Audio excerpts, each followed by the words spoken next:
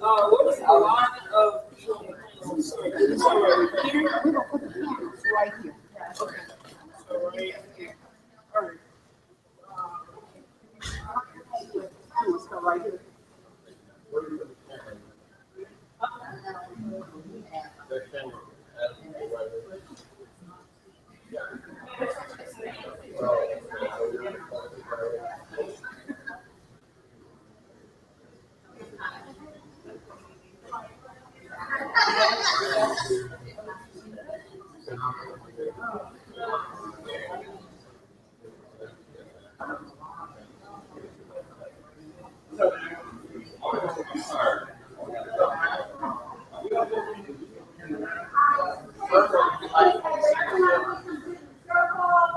And with the panelists, please come take your seats right up here in the shade behind our little mics.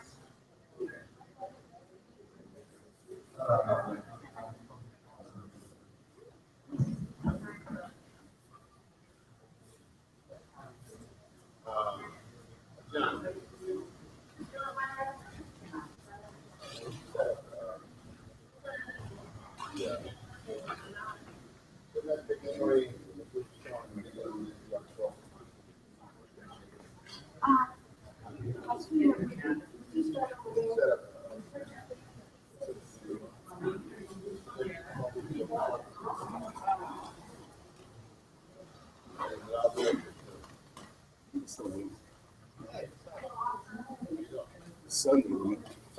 Good son. I'm not pulling weed, so you know.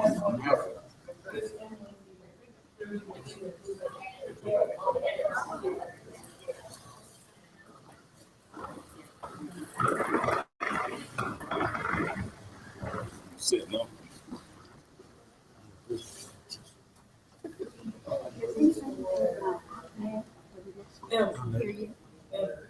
Your father's seen it for some time. You're an audience. Check it. I'm there doing this. I was taking this. yeah.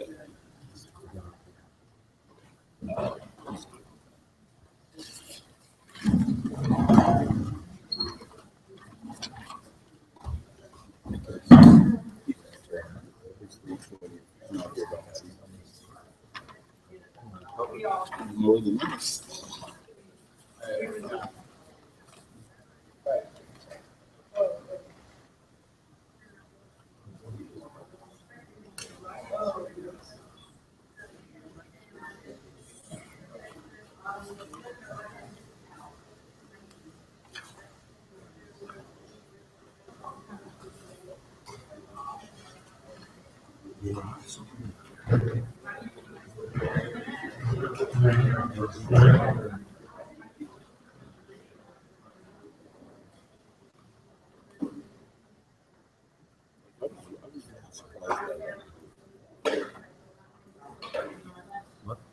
was really surprised by that move that he, given who his mother is outspoken that she is dead. Or at least that was part of the plan.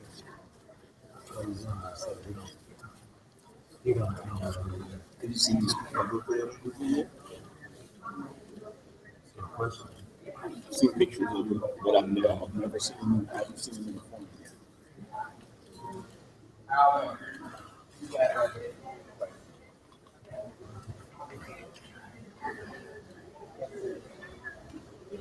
Jason. Yeah. When he used to, when we didn't cry, that's when I was like, you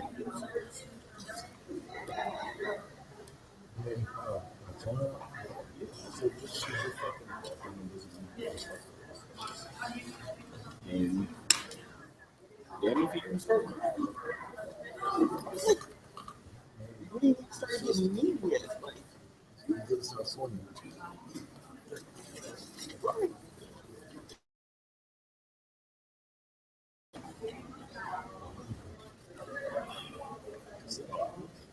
Yeah, man.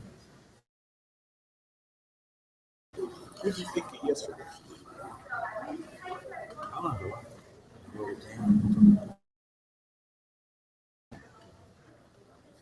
You know, everybody always dismisses Larry as being crazy and out there. But everything that he was talking about yesterday is exactly what the state's attorney is talking about. Oh, yesterday morning.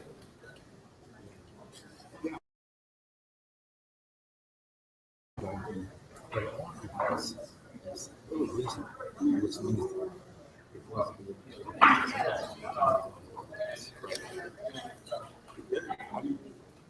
Like almost lying for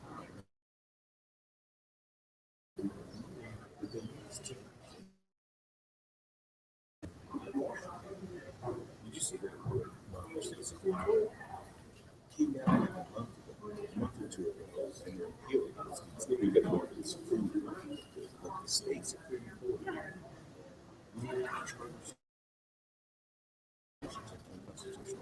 based on the same things.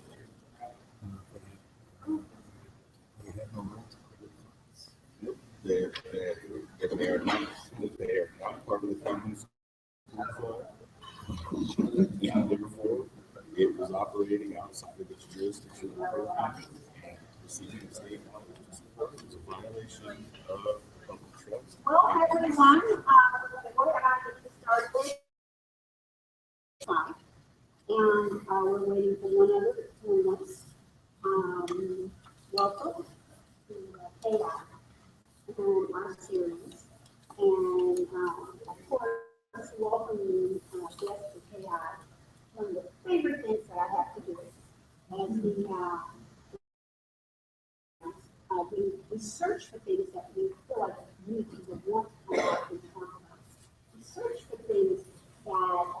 on the conversational agenda. And so we partnered with the Shining Spirit in Place efforts to do the very same thing. And thus we have this series, this monthly series that we have on. And once again, thank you for coming. We are youth initiative. We see our youth to empower others to do is to, as young people, is to stand around and watch, not to micromanage, not to direct, but to watch, because they've done these things before, setting up the video, doing communications. So we're just real proud of the fact that we do call on them when we have these events. Our youth initiatives go straight to self-mastery. Of course, it has to do with leadership, mentorship, and what do you know if you can teach someone else? And so we're pleased to have you here. It helps us, it allows us to have our young people interact with the community. I'll now introduce one of our panelists is on the way here.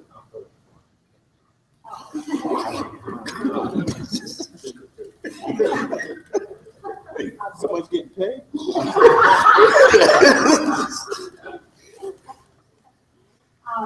Other programs that we have coming up, the youth programs, please let everyone know, Inner Seats was a beautiful piece put together by one of the young people in our KIN media social enterprise. That social enterprise helps fund us.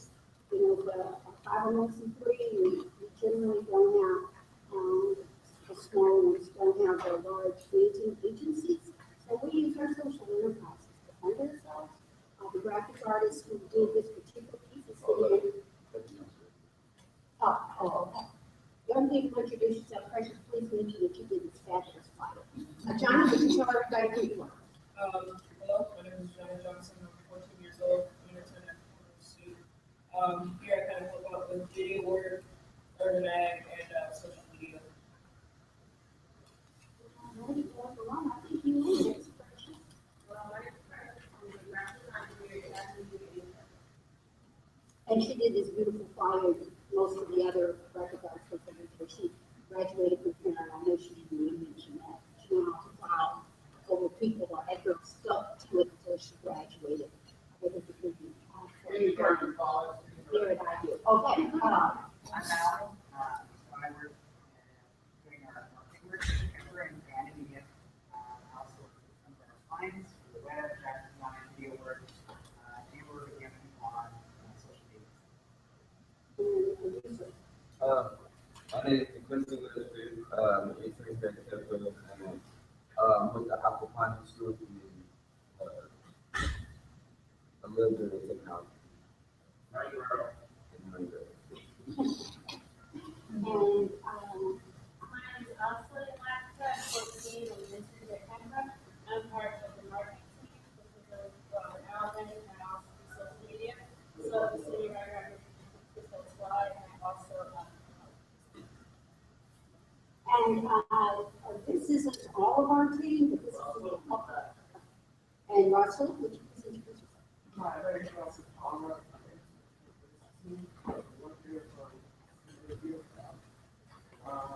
have some experience You have a big project coming up, Russell. I have it's actually being an healthcare insurance from various full rise house to colleges.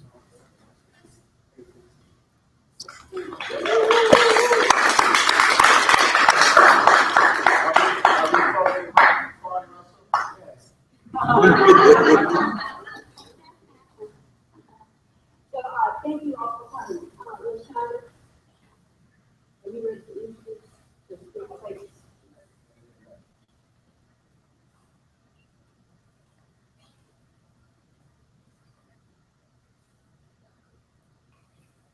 You all know me, work, but I do this spirit in place, and what it really is a vehicle to bring the arts community and religion together to raise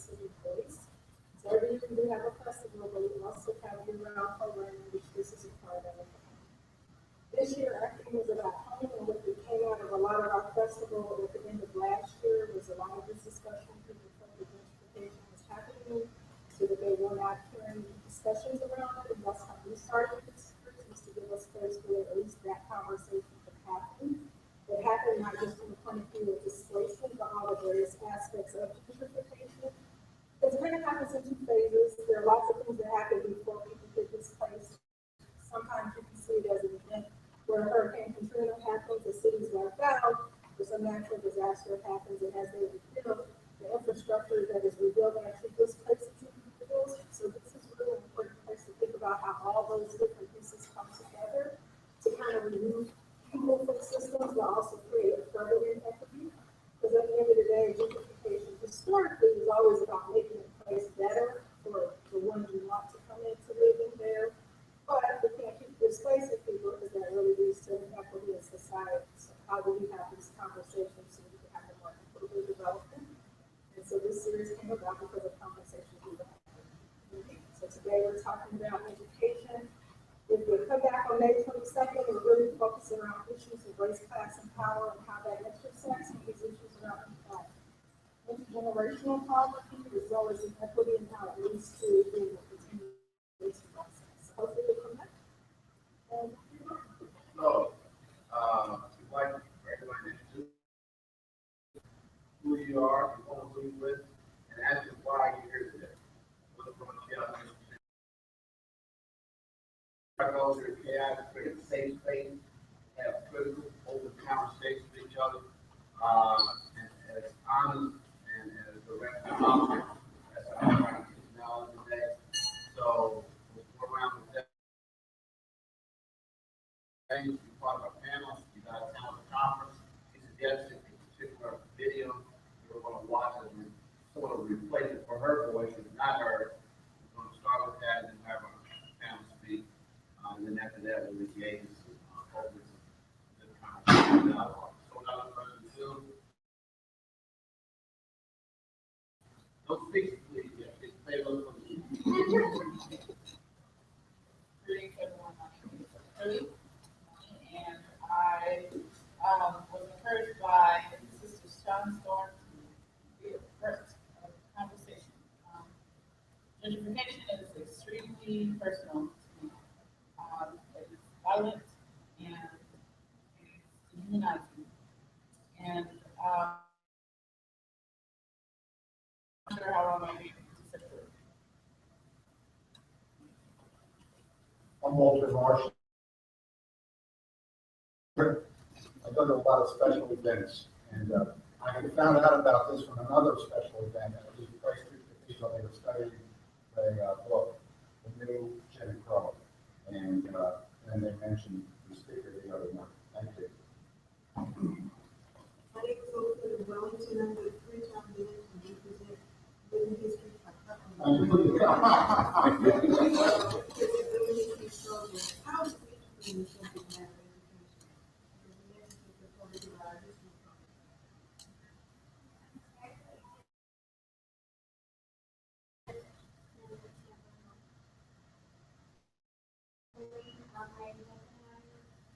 Minneapolis, from Virginia, from 2013, we did a daily anthropology, and also part of the solution.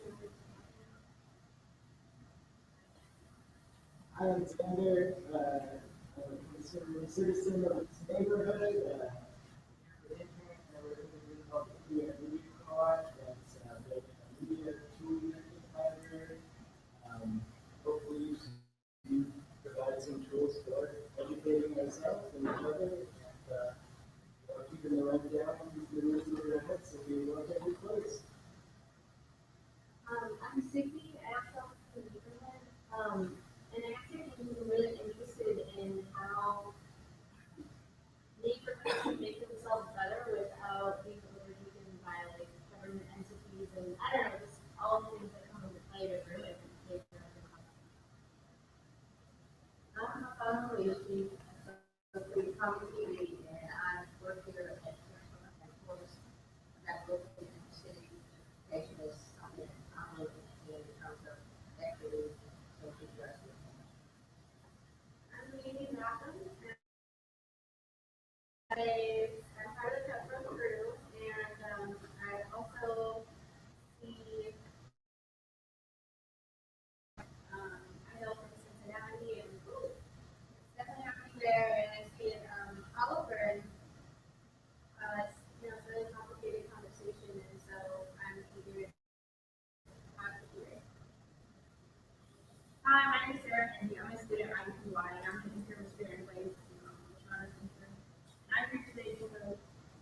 copyright part of it. And I didn't know that until 2 years ago. Shira Wilson, I'm also an intern with the Sean Datsbury Place, and I'm a furniture design student at Engineering School of Art, and that's for laziness. And just so everyone knows more about also. I'm here in the risk community professional. Gentrification is always a significant topic. In this Tyler Andrews, from student IUPUI, study local health. This year at previous event, it's not on the page. Hi, I'm a student at IUPUI. I've been hearing a lot about Kheprw and I'm really excited to be here. I attended a talk I got put on a week ago.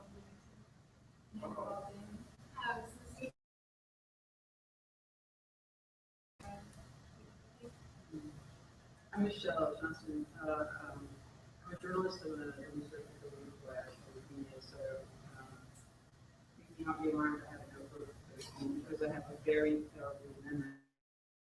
I'm really interested in myself.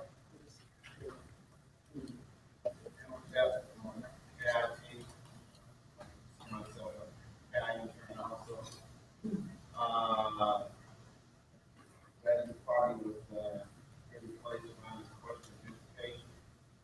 Again, as I said earlier, space here is space to try to get consensus discussions that we all want to talk about, open community dialogue, and what we can learn more about. Not only my own perspective about it, but others, and they may be specific as it relates to question of education. Welcome again.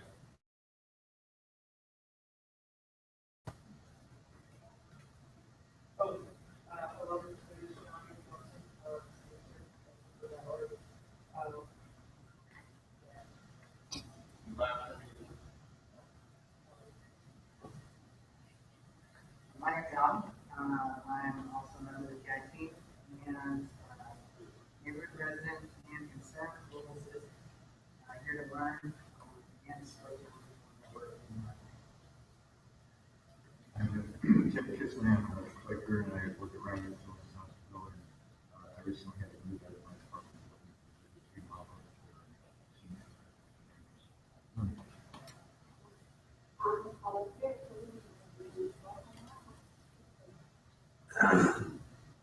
My name is Quincy Wexler, intern 16.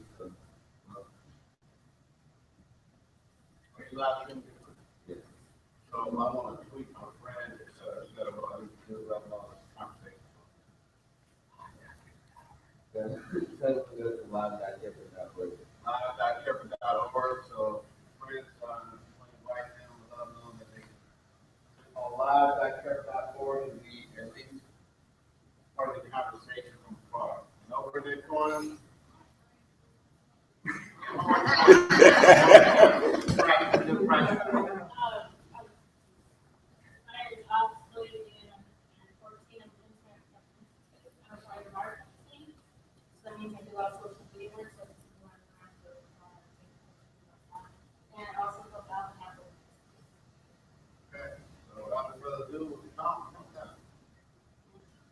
My name is John Harris Walker.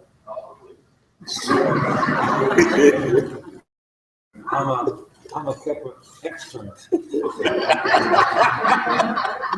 I studied the community, applying what I learned here to my neighborhood in Front Square, to my community, the Appalachian working class, mainly Caucasian community, trying to. I'm talking about gentrification, although today I'm more concerned about organizing in harm. I'm if you're on my life, and I'm a retired architect teacher and a big graduate. My name is Brandon Cosby. I'm the executive director at Flanner House of Indianapolis. Spent most of my life working in the field of education or working directly with young people in one capacity or another. I'm here because Em and Shalonda told me.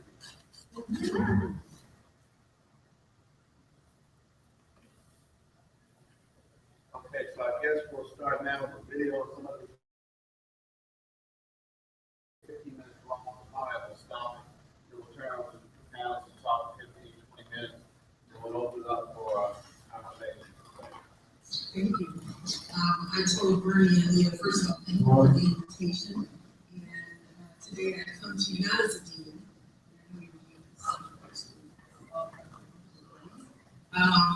but as a teacher. I've taught Black students, many of whom were categorized as poor, from the kindergarten level to the doctoral level. And so my remarks today are informed by my experiences teaching this group of students. And I titled my remarks, Looking Beyond the Overwhelming Excuses Schools. And I hope that this provides some fodder for our conversation.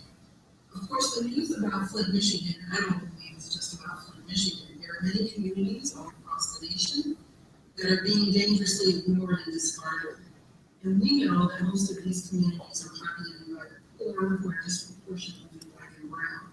Demographers tell us that in mere 28 years, 2044, the majority of U.S. citizens will be people of color. So I'm wondering about this question. What will it mean for American democracy and capitalism, if you believe in it, to have so many of the nation's future majority now living on the precarious edges of the social, economic, and political order, all the while witnessing urban redevelopment and investment? None of it for them. In many ways, where we live shapes what we think about ourselves. So what do children living in poverty, witnessing police violence and murders, learning about lead poisoned water, attending rundown schools, seeing immigrants and Muslim religion demonized in the news and popular movies, come to think of themselves, their families, the society, and neighborhoods, the adults that permit these atrocities? And what do these same children think when their neighborhood is suddenly transformed with new grocery stores and farmers markets and hip bistros and high-rise condos with rooftop pools and new schools? None of that for them. Well, we don't see this new urban renewal. This program unfolds in lockstep. Locate new businesses, typically a large specialty grocery store or coffee shops, upgrade public services and protective police patrol. Build the high-end condos and apartment buildings, raise public housing, and export the urban poor who are brown and Black, close the schools serving the minority poor, and open newly restructured schools for the new white and Black residents. And if you're not sure that this equation is working, let me take you over to the intersection of the 4th and M Street right here in Southwest Washington, D.C., where blocks of new development circle Syfax homes, the area's remaining public housing project.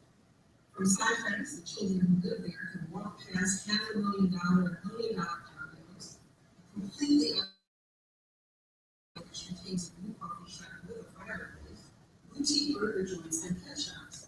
The remarkable transformation of the grocery store alone, from poorly lit and sparsely stocked, where that was primarily used by poor people, to a sparkling superstore with freshly baked breads and aisles of fruits and vegetables, most organic, for the new urban residents is a story in and of itself.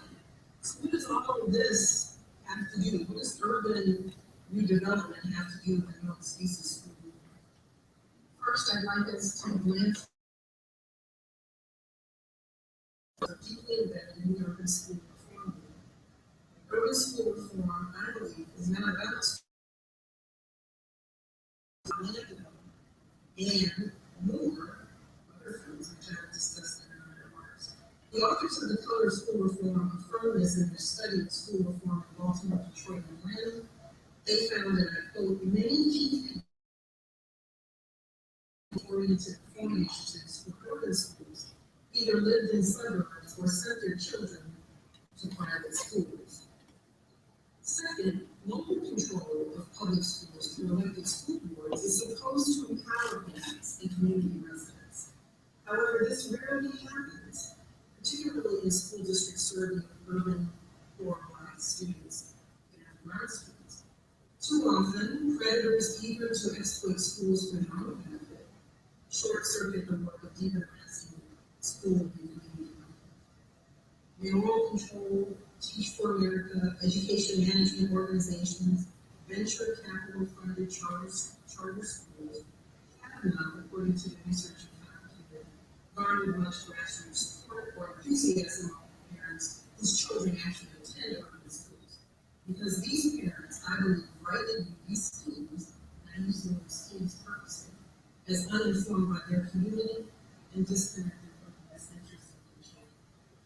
In the most recent case of the Washington, D.C. and Chicago, Black parents and other community members point to school closings as verification of their distrust of school efforts. We know that mayoral control has been linked to an emerging pattern of closing and disinvesting in schools that serve Black, brown, poor students, and reopening them as charters operated by education management organizations and oftentimes backed by venture capitalists. While mayoral control proposes to expand educational opportunity for Black poor students, more often than not, new schools are placed in upper-income gentrified white areas of town. And while more schools are closed and fewer new schools are opened in lower-income Black areas, this increases the level of educational inequity. Inner-city residents report being suspicious of school reform, particularly when it's attached to neighborhood revitalization, which they view as an imposition from external money elites who are exclusively committed to using schools to recalculate upper land values at the expense of inner city children, parents, and communities. Make no mistake about it. In my opinion, we are still fighting hard. The nation is still fighting hard. But we're not fighting it in the Supreme Court.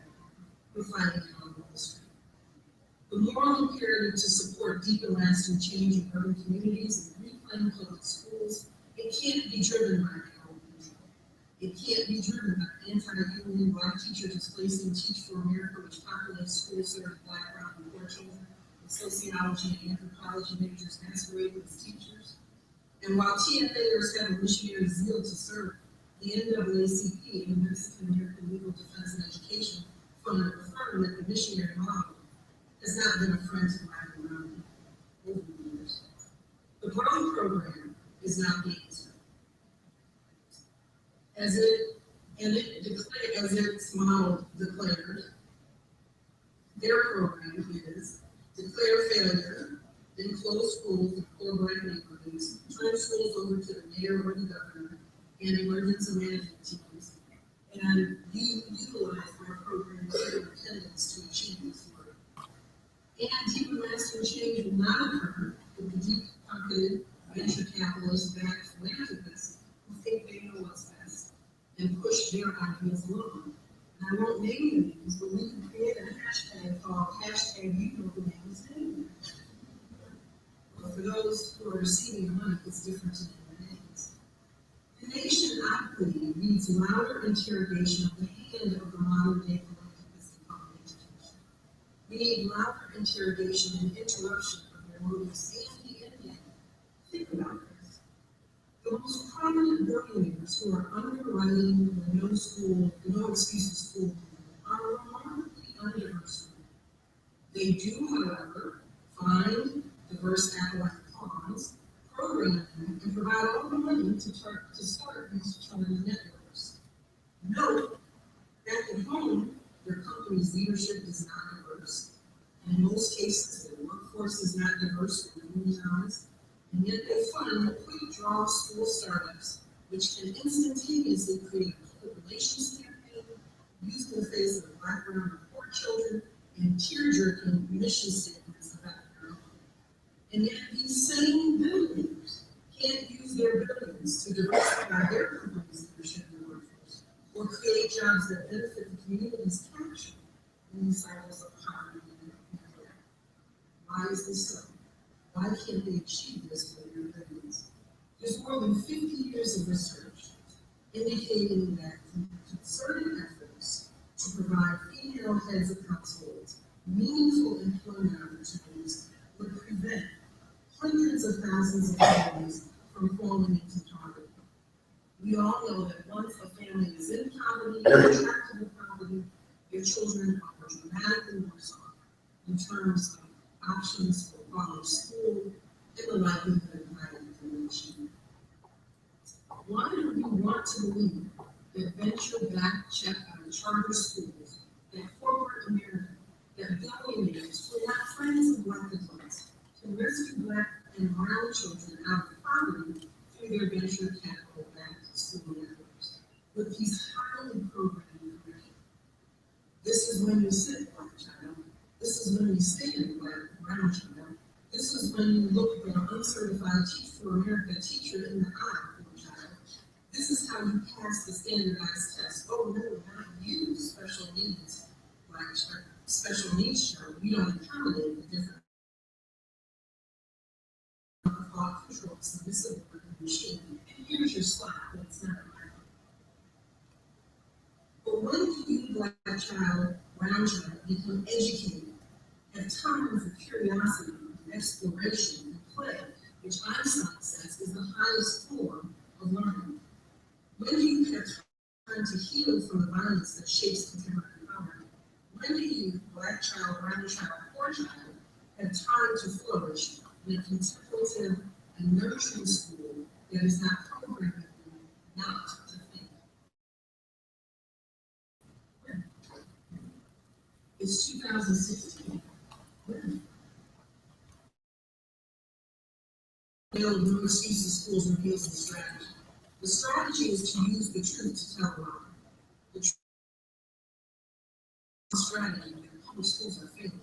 And it is true that public schools have and are underserving children and those living in poverty. The lie is that venture-backed charter schools are the answer. But what's the real end game of those with money and much of the power once they bust the unions, capture the nearly $1 trillion supporting development for schools? I believe it's thought control. And I don't mean this in a kind of X-Files kind of way, but I believe it's thought control. There are some questions that I believe we must ask. Why are they tinkering with school management technologies and dictating curriculum scripts and protocols? Why is TFA on the international? And more important, why is there no broad media interrogation of the billionaires that asked tinkering? Where are the MSNBC, Fox, PBS specials? Well, the economic well-being of the nation's citizens and the vibrancy of the cities and schools, I believe, must be inspired by our collective will to eradicate the ills of poverty as our starting. I think that children are learning and watching from us, and the Black, brown, and poor children who are experiencing these realities now will soon be the nation's future.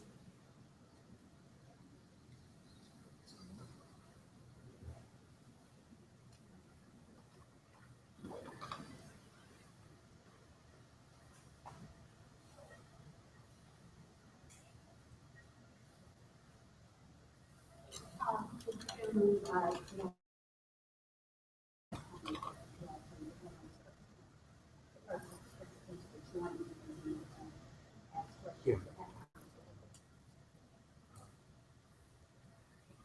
First, I'm going to push my website.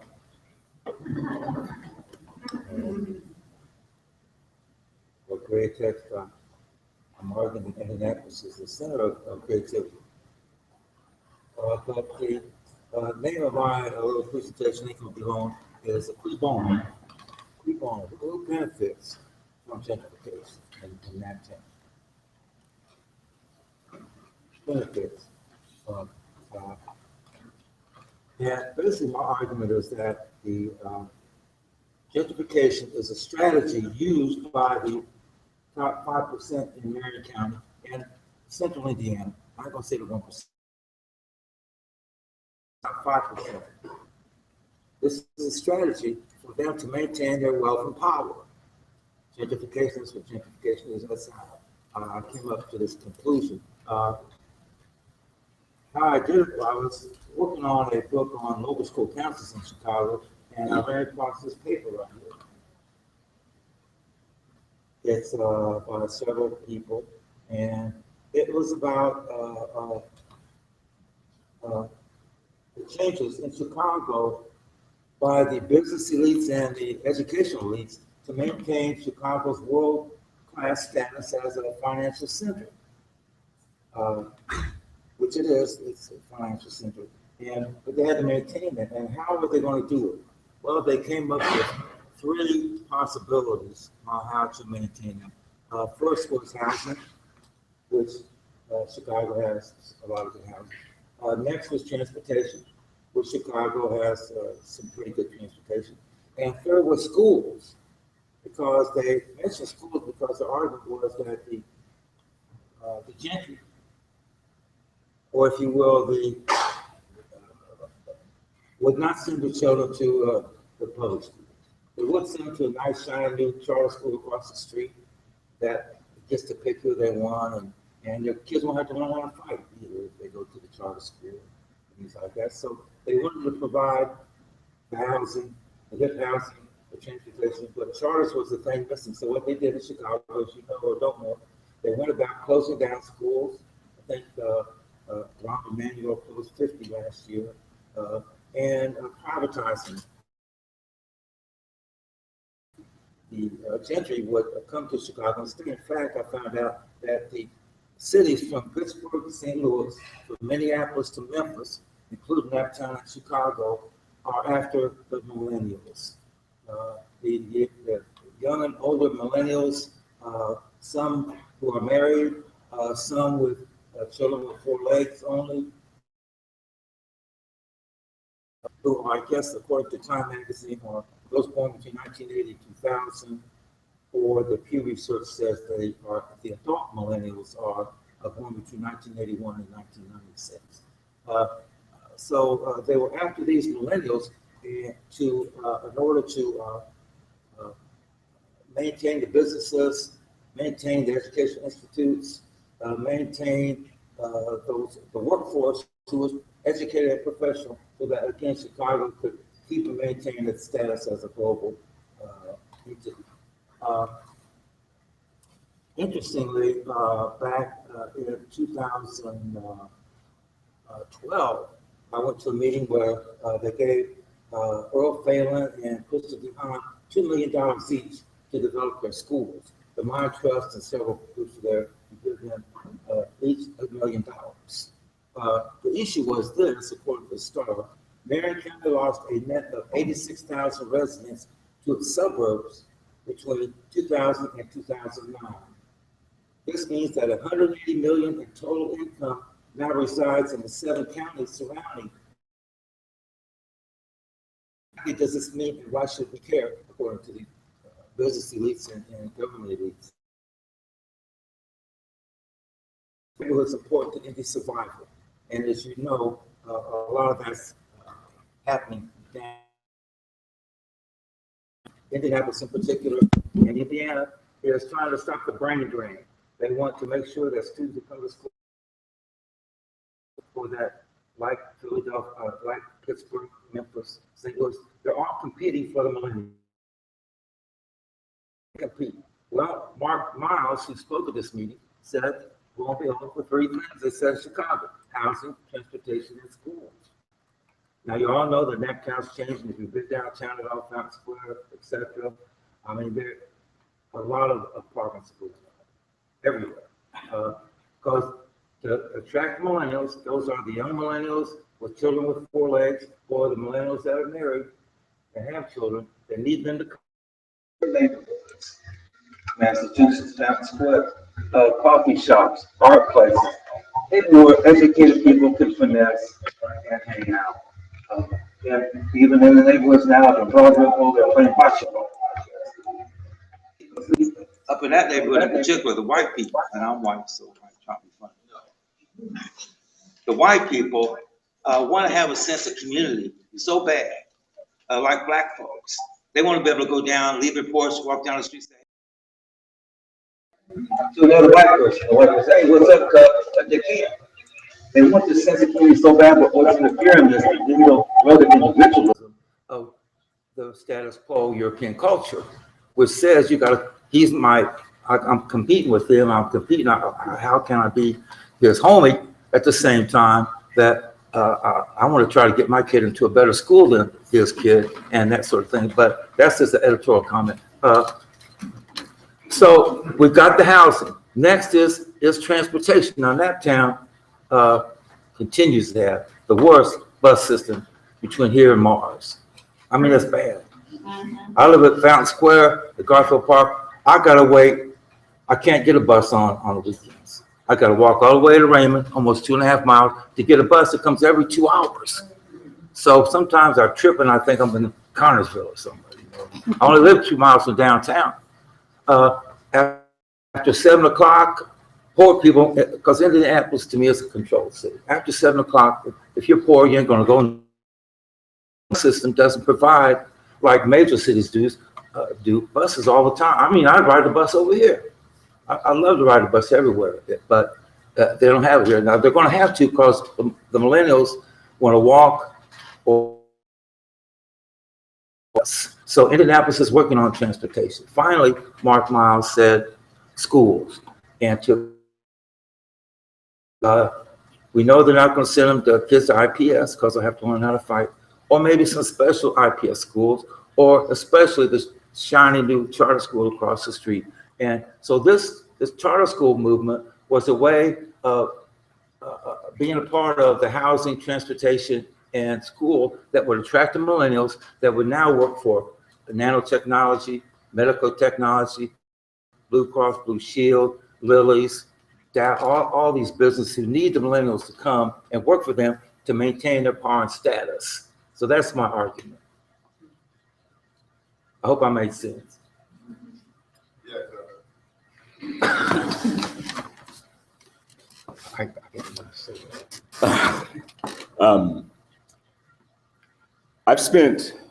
I turned 44 this year. I started teaching when I was 21.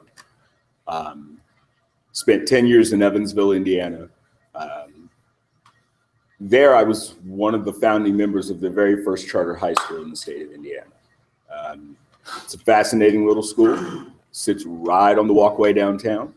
When we opened the school, it was a lot of poor kids, a lot of blue hair, a lot of nose rings. Because I wanted to create opportunities for kids in a space that they were locked out of in their traditional schools. If you were the wrong color or the wrong socioeconomic status, inside that school system, you didn't have a lot of access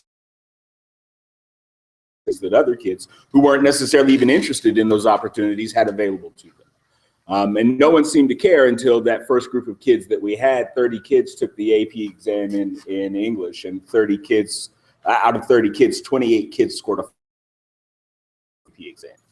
And then everybody went crazy because then we kids from all of the other schools, even though these were kids who were locked out of the honors and advanced placement programs in those schools. So there were a group of us that were dedicated from taking that, which was operating as a magnet program, and turning it into a full functioning independent school. And the way that I best explain it to people is that we won the war, but the damage that was done in the process was so great that those of us that were the biggest fighters knew we needed to leave if it was going to sustain itself. So the school's still there, still does really good work, but none of the original founding members are a part of it anymore. Because politically, the amount of damage that was done in the community in order to get it done, we knew we would have stayed constant targets as.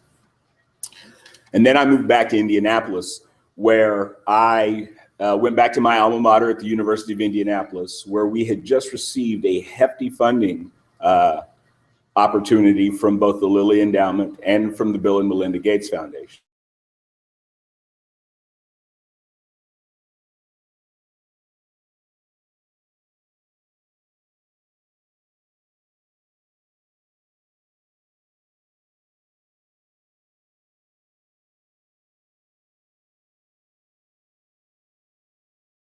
Relationships with the adults who were there to teach them, where they would be known well by the adults who were supposed to be there, and that there would be a level or a locus of control for those individuals who knew those kids best to be able to decide what, when, where, and how to teach them.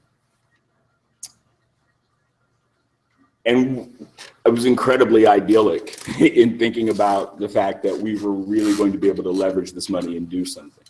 When we got to the end of that grant cycle, And while we met a lot of great kids, we also funded the largest AmeriCorps project at that time in the United States, where we had 5 youth voice advocates on every single campus of an IPS high school. Many of those people have gone on to do very significant work here in the community. We really didn't make a dent.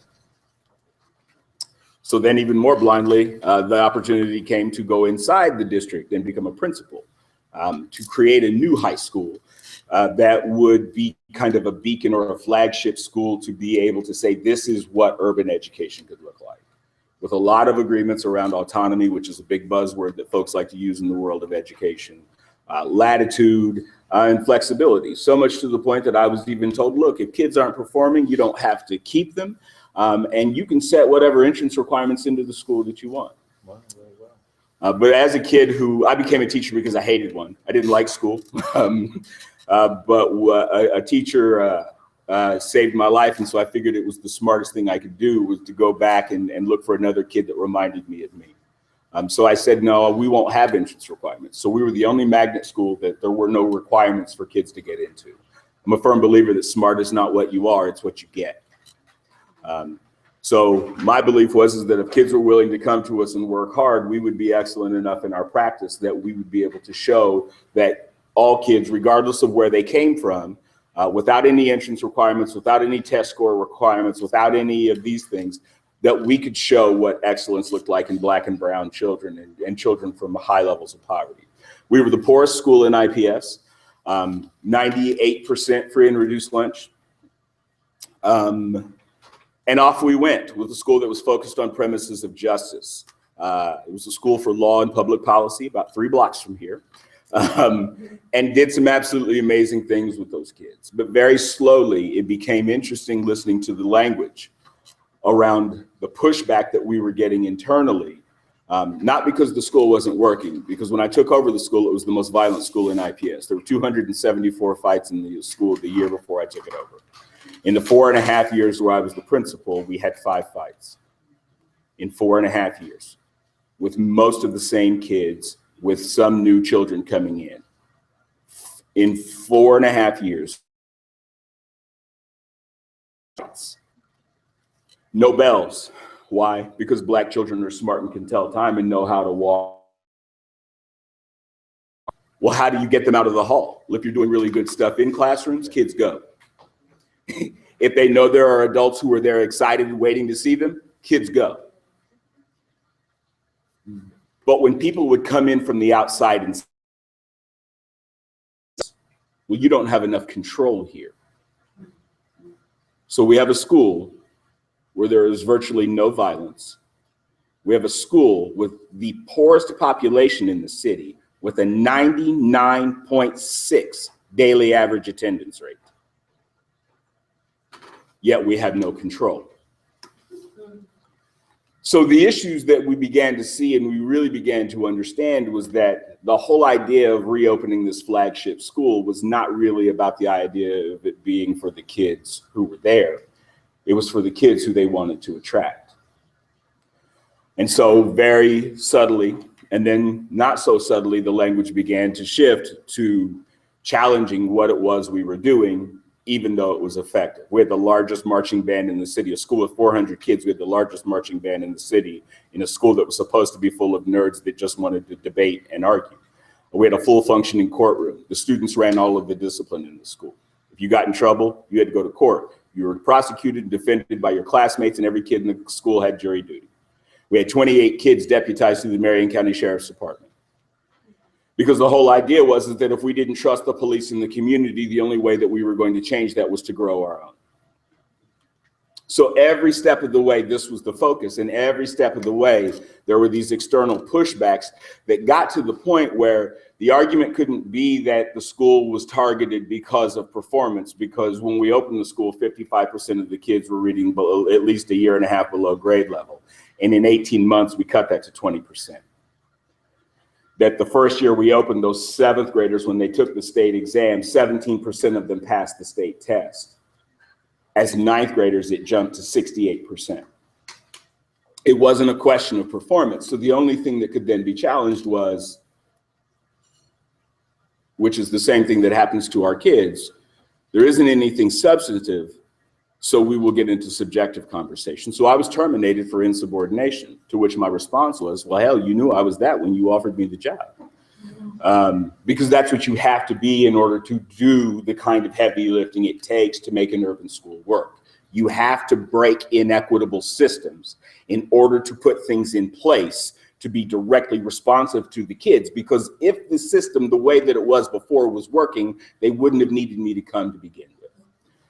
So fast forward a year and a half after I'm gone, and the school is literally handed over to an entire another entity, and the Black and brown and the poor children of that school were completely displaced. The school was dismantled. Some of them were parceled off to Tech. Some of them sent back to John Marshall and to Arlington. But the complete program that was built specifically with the focus of empowering young people to be able to advocate for themselves was dismantled, and the school was handed over to another population of people that didn't want to drive an extra mile and a half to the west side and be across the street from, and I quote, the barrio, and the parents didn't feel safe there, so they needed a school that was more centralized location. And so that's how children got cheated, and a whole school, renovated facility, was handed over to folks that didn't have any skin in the game before that. So for me, the whole idea of talking about gentrification in the context of education is about the fact that we see these unbelievably damning and damaging things being done to our children. Our children are not lab rats, but that's the way they're being treated.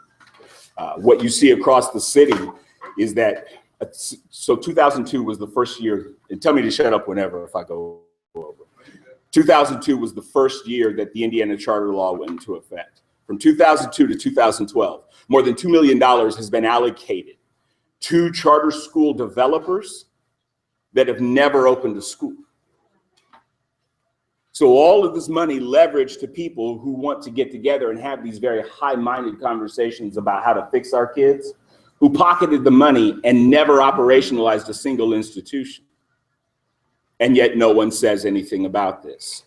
Yet at the same time, you see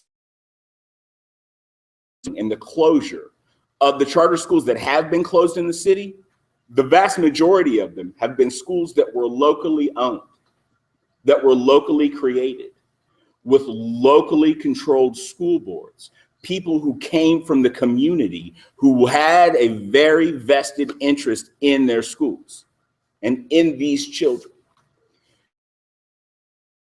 As you eliminate those schools, you begin to create a pathway for these charter management organizations and these for-shop. Charter Schools USA is one of the largest operators that we have. So Charter Schools USA was handed Howe, Manual, and Emma Donnan. If you look at their data, and I mean look, and it's not hard to dig, you can go to the DOE website and look, and track the performance data in those schools. If you are a young Black male enrolled in their schools, the worse you get. And for this, they were awarded 3 more schools. These are the kinds of alarming things that we see happening in our community with virtually no pushback and no interrogation of how is it that an entity can come in from the outside, a for-profit entity, operate our schools, destroy our children, and be awarded. And yet these locally controlled models of schooling are currently, there's really only one real true left locally controlled, which is 5 blocks away from here. Other than that, the majority of what you see are these very large for-profit companies that figure out what is the least that we can provide for these kids in order to. So we're going to move to the question and answer period.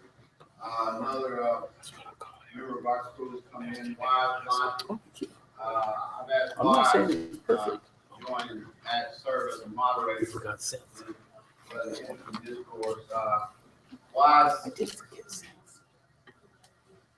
Yes, Brandon. Why? Let's talk about the background in history, and then I'm turning the floor and you about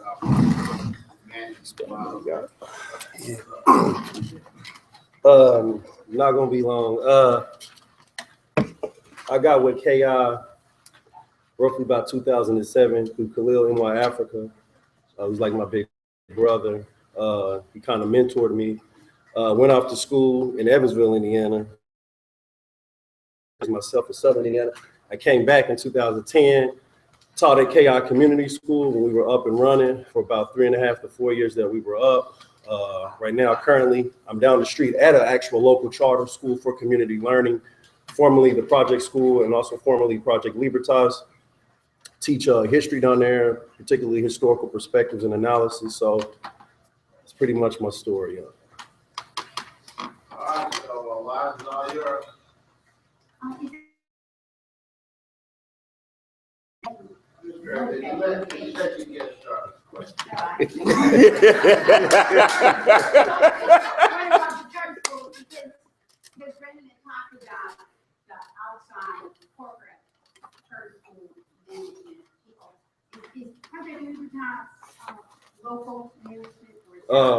Project Libertas is ran by parents who have kids that are so they have an investment in the school because they're children, and a lot of their friends' kids go to the school, so it's locally owned. You know, parents run the school, so yes. So then is it like a homeschool association under the title of charter school, or? It's not a charter school, it's a private school. It's a private school, but I wouldn't call it a charter school because it's not privately managed.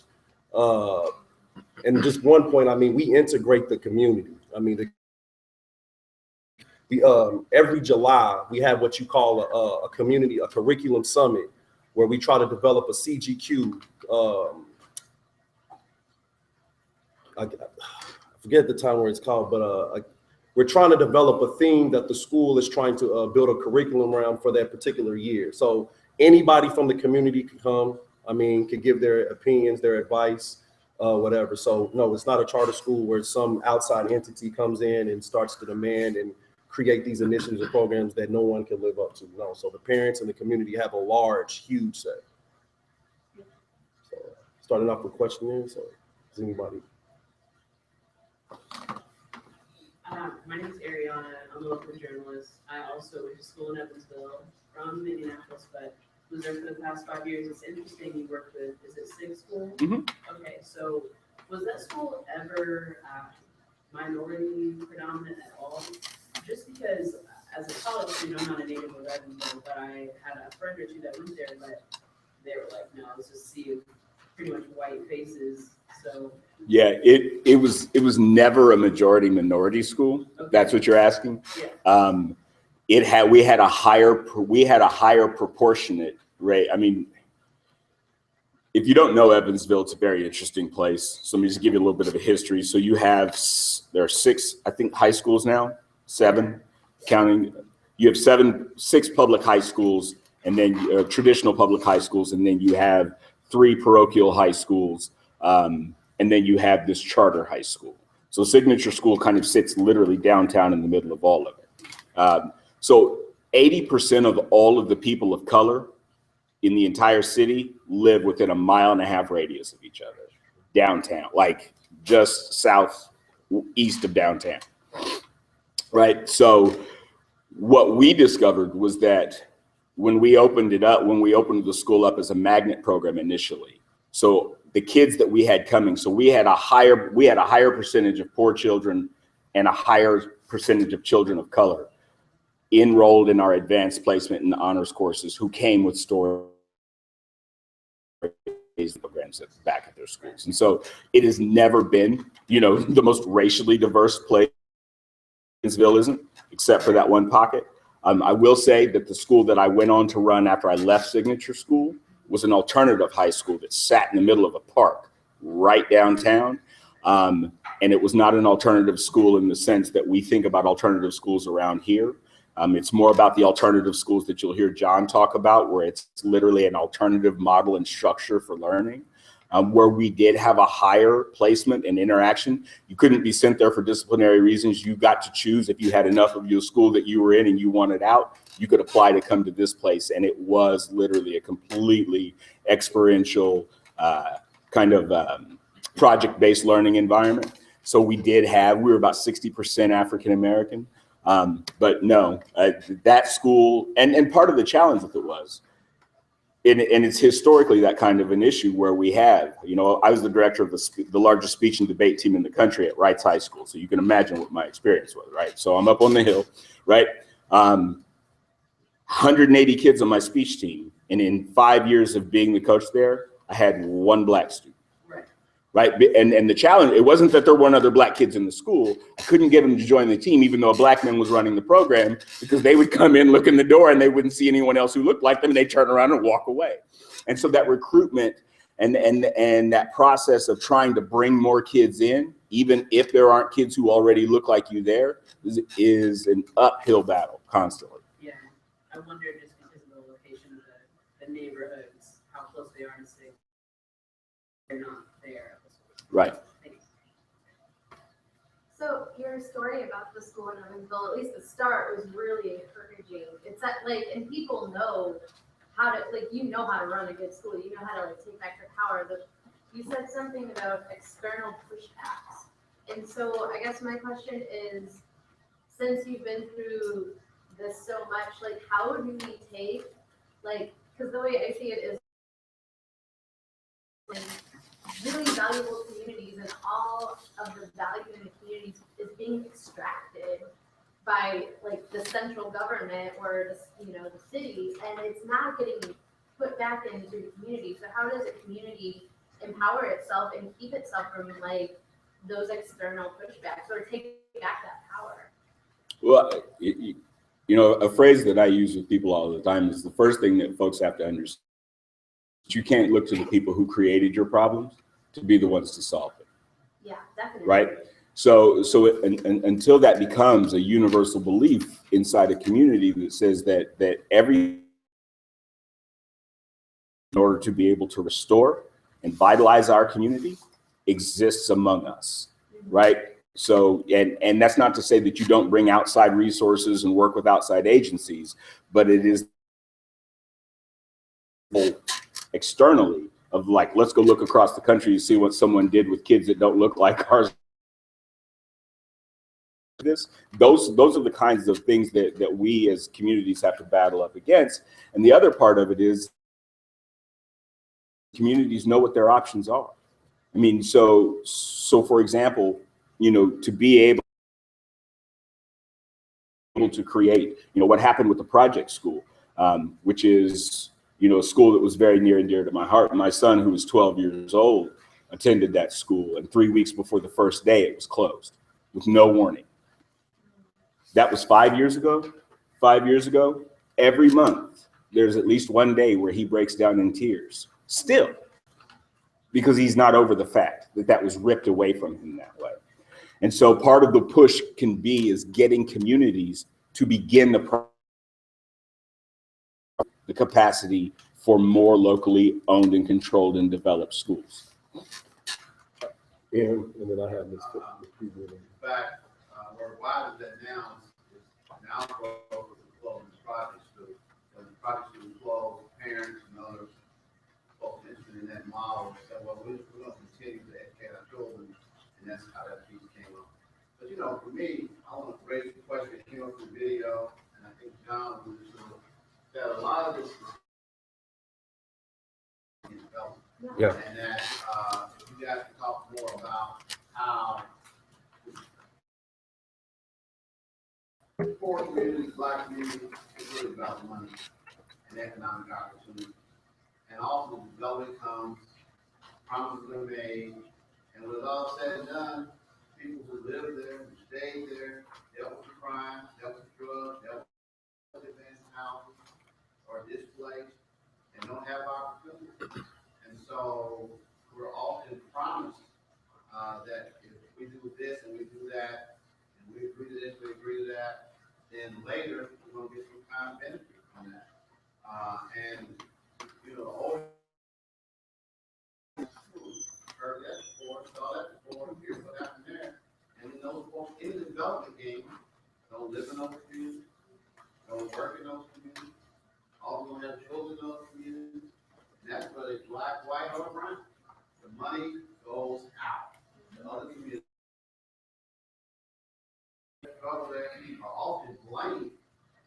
being the problem for this disenfranchisement.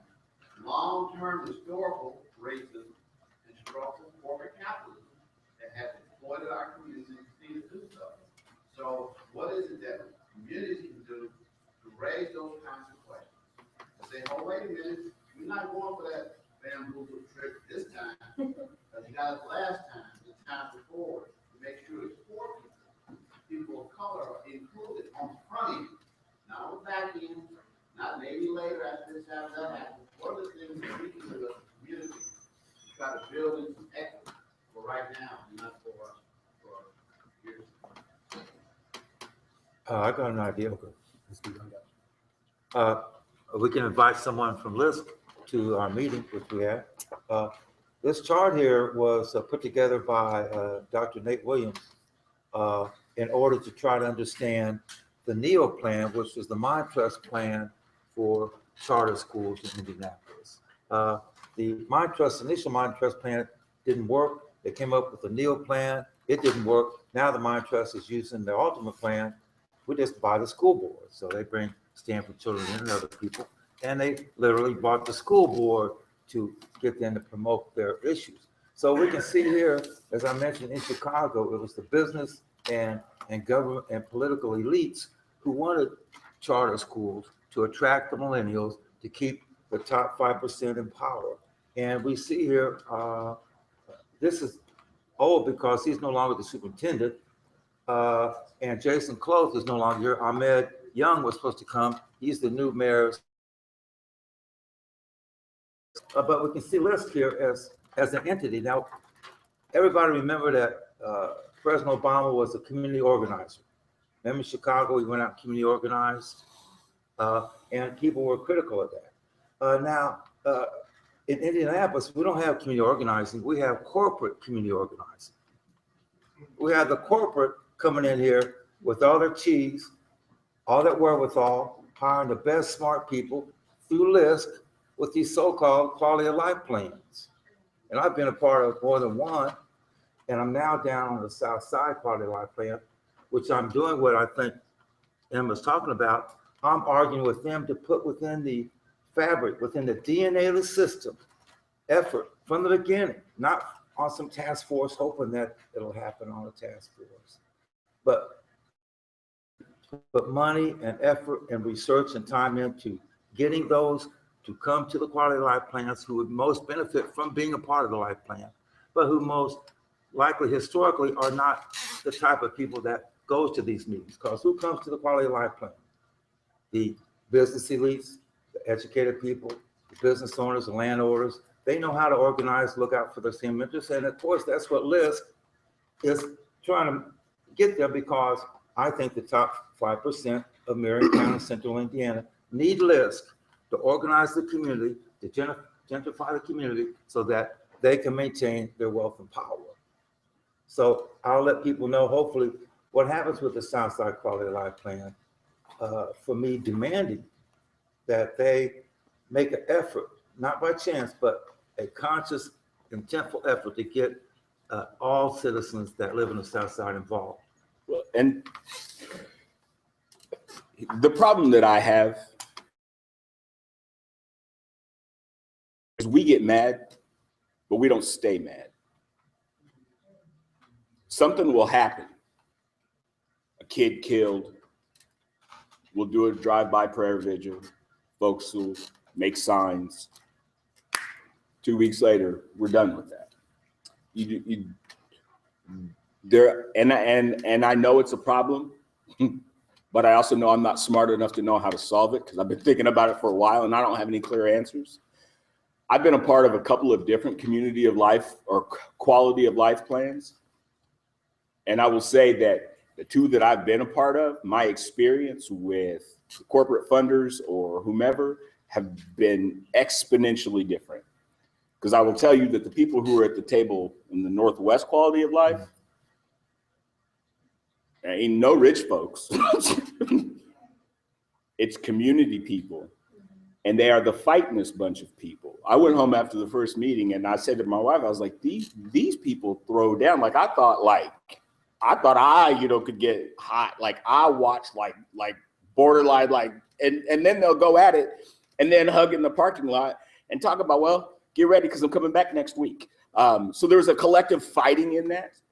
And as far as where money comes from to support that and organize that, the challenge with economically repressed communities is that they don't have the economic means to do a lot of the things that are required to get this done. Yes. So when Lisk walks through the door at Flanner House, it's not, this is what you need to do. It's what do you want to do? And let me figure out how we can help you do that. There has never been a conversation that I've seen. Now, mind you, I've only been on the job since February 1st. We have one of the most active members of the Quality of Life for the Northwest Initiative here in the audience. But I've never been a part of a conversation where anyone who was funding or underwriting that was the one driving what that community was doing. Now, I can't say that that's not what I saw not too far from here with some other folks and some other conversations in some other kind of ways. Some other QOLs.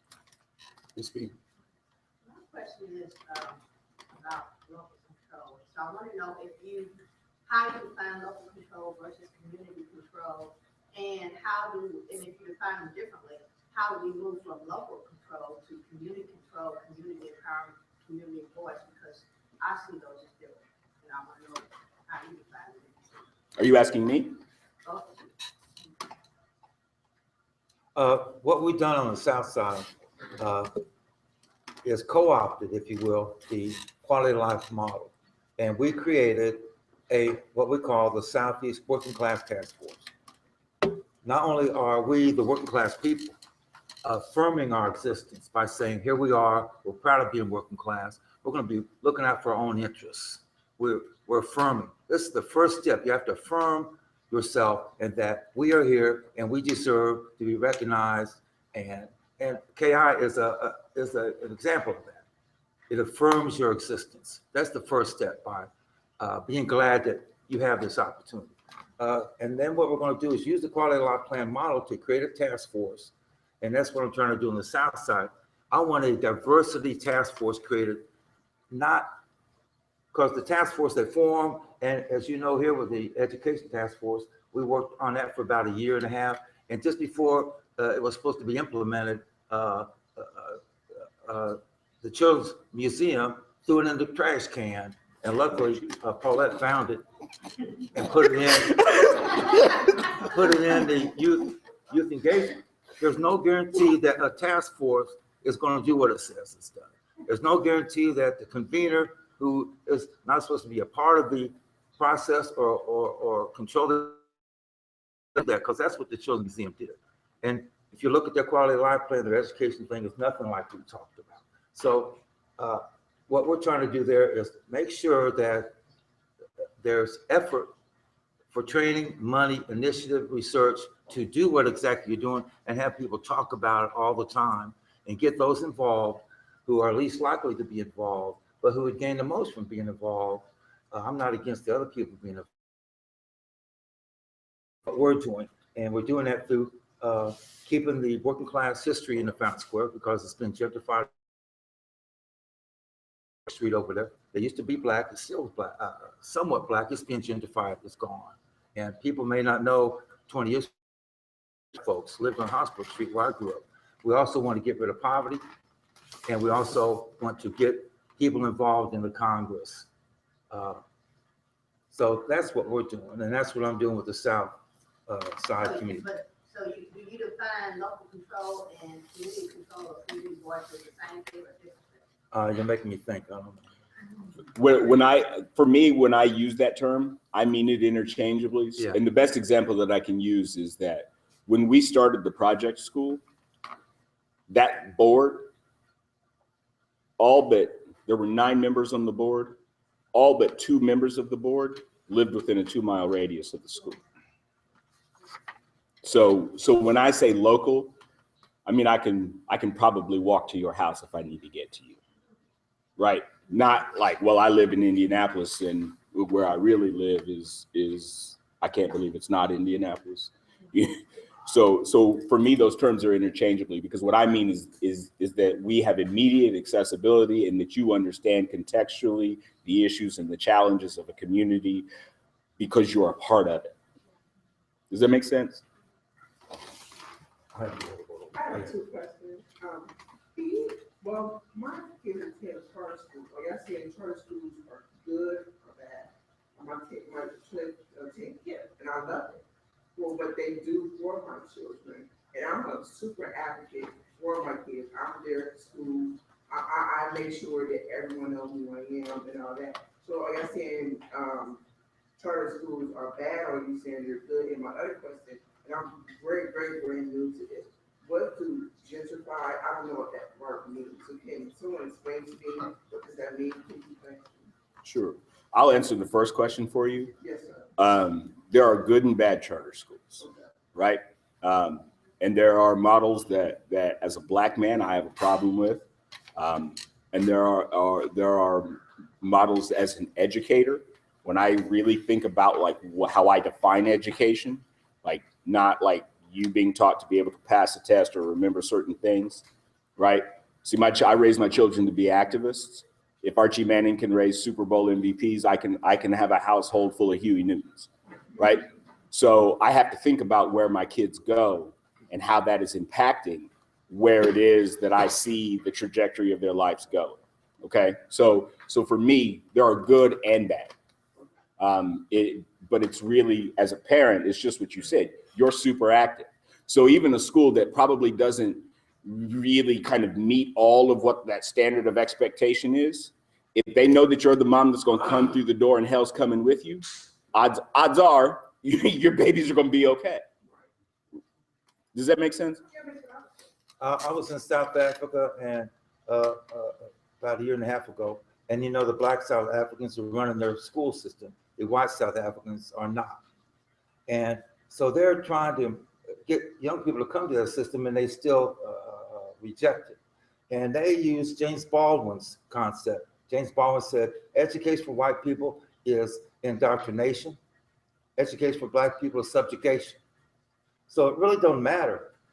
They said in the United States, if you have a choice between IPS and a charter, it's really a choice between gasoline and dynamite, because none of those schools are liberated. You don't have a liberatory school as an option. Even there's no freedom school in Indianapolis. They're either indoctrinated or subjugated because they have to pass that test. They have to keep their teachers. So I think, and I have a paper I just put out on a education for liberation that's neither indoctrinating nor subjugating. And I think if you had that choice, you might choose it, because right now, I don't know if charters are a good choice. Your kids don't have to learn how to fight, though, probably. But she had, but hold on. They didn't ask her other question. You had a. Yeah, I was trying to offer an answer. Oh, okay. So I can try to offer you an answer around a definition for gentrification. So sort of a relatively non-judgmental type of definition for it that you can find is it's essentially the process by which a neighborhood that has been in decline, that's suffered disinvestment, experiences a reversal of that disinvestment and an influx of more affluent residents, more middle and upper middle income residents in that change, and then and those often we talk about gentrification. They're talking about that kind of change going on, and in the context of typically negative effects, people getting displaced, neighborhood changing in a way that means that people that lived there for a long time, who were not affluent people, and finally conditions change in ways that make the neighborhood a place that no longer that they can go on. My definition, let me repeat it. Gentrification is to keep the top 5% in power and money. That's the definition of gentrification. You're trying to keep our eye off the ball, and I keep my eye on the cheese. I'm following the money. It's to maintain the power and status of the top 5% in central Indiana. That's what gentrification is. And yeah. I got you. Hold on. That kind of brings me back. I wanted to comment back to Imhotep's question earlier about taking this forward and thinking about some of the things that were said in the video about how a lot of what we've been talking about is the extraction of value, the extraction of wealth out of our communities by corporations, taking that wealth and pulling it up into capital, up into that 5%, where we don't have a say of what's done with it. And I think it's interesting that your story, I'm sorry, I forget your name. Brandon. That you, charter school most directly connected to venture capital and capital. And so naturally, that's very much not under our control. And then, but even the governmental run schools, government, which are largely run by the venture capitalists, and you draw the same path back to the capital, which is still sitting at the top of the pyramid. It's indoctrinated. And then looking at the project school, I mean, I think what's interesting about the project school is that you look at gentrification and what is the sustainability model for projects like the project school when they're predicated on place and they're predicated on local control, community, the stakeholders, the parents, the students, the teachers, have shared vested interests. But that is also based in capital. Place is based in capital. And we're talking about that system of gentrification. Yes. Because gentrification is the displacement of people and pushing people around and defining the space. I want to see where this conversation goes with what are really the models to getting away from that? To getting away from money that when you pay it goes away forever. I mean, I've been looking into community. What if we had money that we knew was going to come back around? It couldn't be.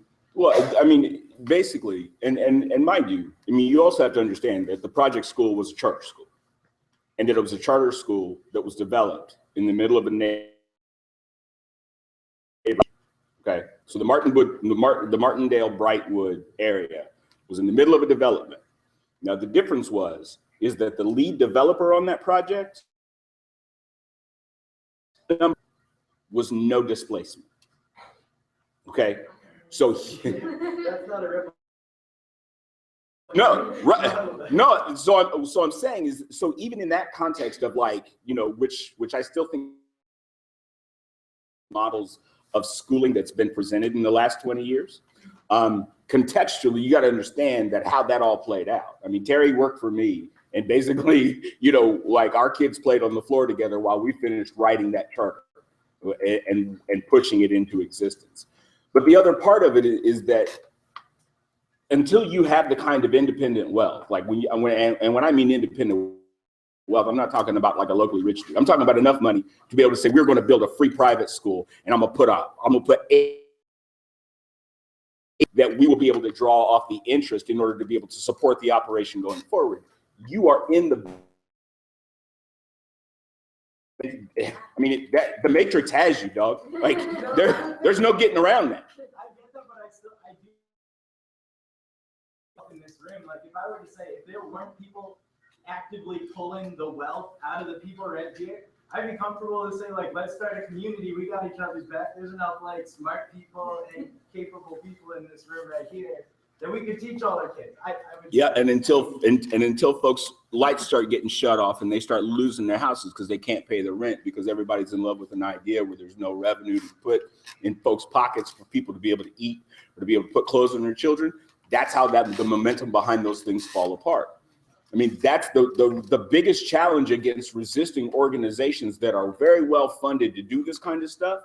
It's everyday people who have to have another way of supporting themselves that fight this stuff on the side against people who are paid very well to do it every day. Like that is the monster, right? And so until you get some people who until you blow up a capitalist structure, which is just not going to happen, right? Until you get somebody who emerges from that, collects enough wealth, and then can put it back down and say, here it is, do it. And here are the provisions, my access to power and resource to protect it. It's just another. Sorry. I just want to build on something that he said, that the number one problem with these communities, if they're rental communities and not ownership communities, there it is right there, being displaced, gentrification, it all comes from a neighborhood that has been a rental neighborhood, and now the landlords see the new class of people that will make it an ownership community, and so those renters are displaced. That's why the charter schools is around the nexus of the geographical ownership of the land in question. Once you solve that problem some way, don't know how, don't have an answer to it. But that is the number one problem facing all these communities, that the people do not own the property in which they live. They don't own the business. Once you're in that position, anything and everything can happen to you, and you can holler as much as you want. Now, the one bulwark to that, perhaps, and we haven't really explored it and participated, is truly participating in community politics. Who's your city councilman? Who's your county commissioner? These are questions that not even people can answer in their local meetings. That is the only bulwark you have, or the only way that you can assume some kind of control of the community. Who's on the zoning board? These are the weapons, the only weapons you have at your disposal, absent ownership of property. You know, everybody's excited about Bernie, voting, and every 4 years, but that's where you lose it. Because we can put a Democrat in the White House ad infinitum. Republicans can't win a national election nationwide, but they do win local elections. Because they don't know who their community leaders really are. The school board, you can vote that, but who votes? Who are sleeping in the switch? They own property and they don't participate in democracy, and they're getting. We start organizing and have the same passion about national politics, about local politics, as we do about national politics. Hold on, Alvin had a question at the end. I just wanted to suggest talking about tools, what tools can we use? And I think one of those is worldview. Is what? Worldview. All right. How do we fundamentally view the world? How do we view our history? And what is the current state of things today? You could say that in fact the definition of gentrification, in my world, gentrification is a form of genocide or continuation of colonization. That genocide by definition is the destruction of a people, whether that's immediate or gradual. And that the disinvestment and then the reinvestment, displacement of people, whether that's economic or cultural, destroys people's lives, whether that's in the name of climate safety, or in the name of better schools, or in the name of these mantras and these things that we see as good in our worldview. So how do we break with that worldview? And I would challenge the worldview, Brandon, that you said, which was we have to have a patron who gives money and then funnels it down to support local initiatives. We just have to understand, what do we value? Do we value money and well-funded, well-paid jobs? Or do we redefine what it means to be human? And how do we then support each other in creative ways to bring about something different from what we have? Yeah. I think I'm on Ernest's point. One is land control. And again, I agree with him that I'm not sure how to do that yet. If you don't control the land, others are going to control the force. And those outside forces are going to be forces of economic interest.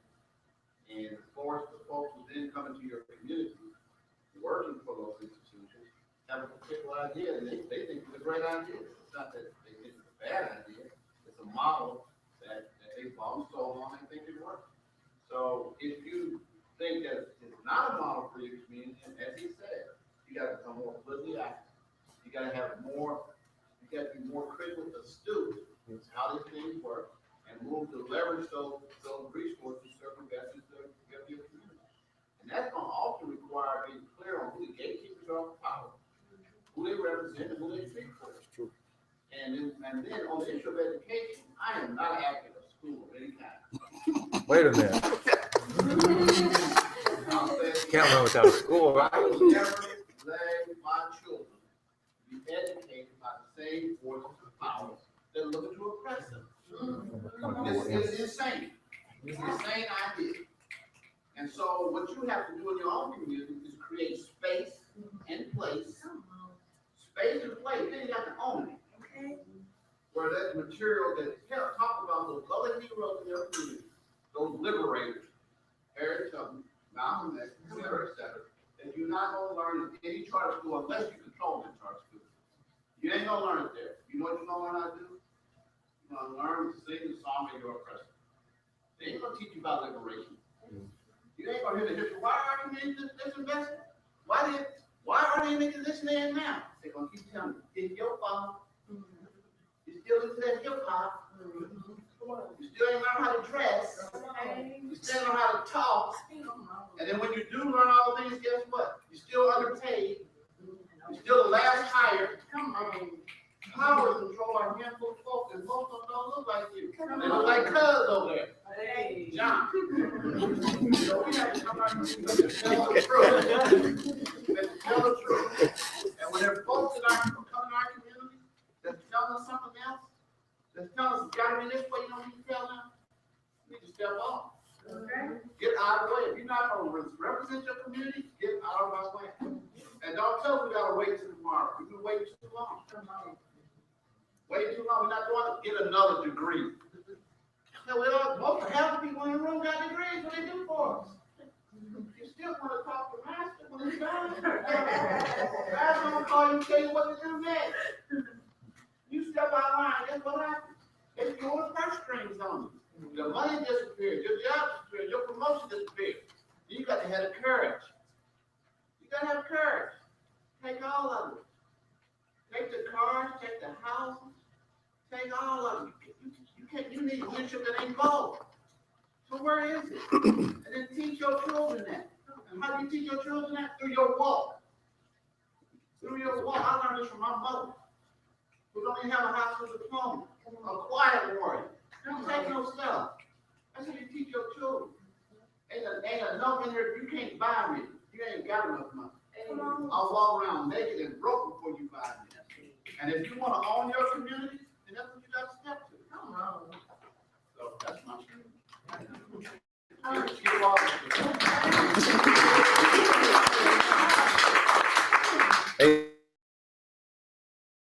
Amen. Talking about ownership, though, as soon as tax and value is extracted and put centralized. So, like, I think like the way that we even have ownership of property here in the U.S. is like it's not real ownership. It's set up to extract value from your community. Like I hear you, but I also think that they've set a system up so they can still steal the community's wealth. That's what capitalism is.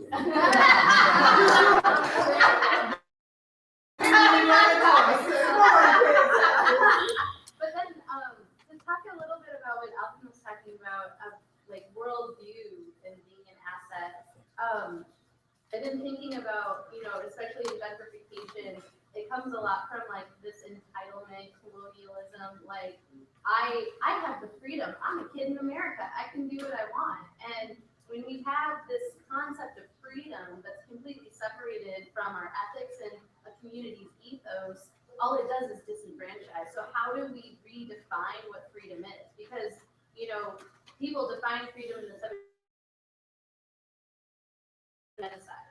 And that's still the same kind of concept we have of freedom. So I think that too is like, how do we get communities to stand up and be like, hey, yeah, like this is a free place, but this is like how you respect the ethos of a community. It's just a question. I don't know how to do it, but these are things that I'm thinking about a lot. Well, I mean, the problem, is existing inside of a capitalist structure. Like I don't disagree with any part of what you're saying, but I keep coming back to this notion. I mean, so when I was put in the position as the principal inside the school district, demands, and he says, you will apologize for this and you will stop doing these 3 things, and you can have your job back. My daughter was in the school with me. Okay. I take it home. and I hand it to her.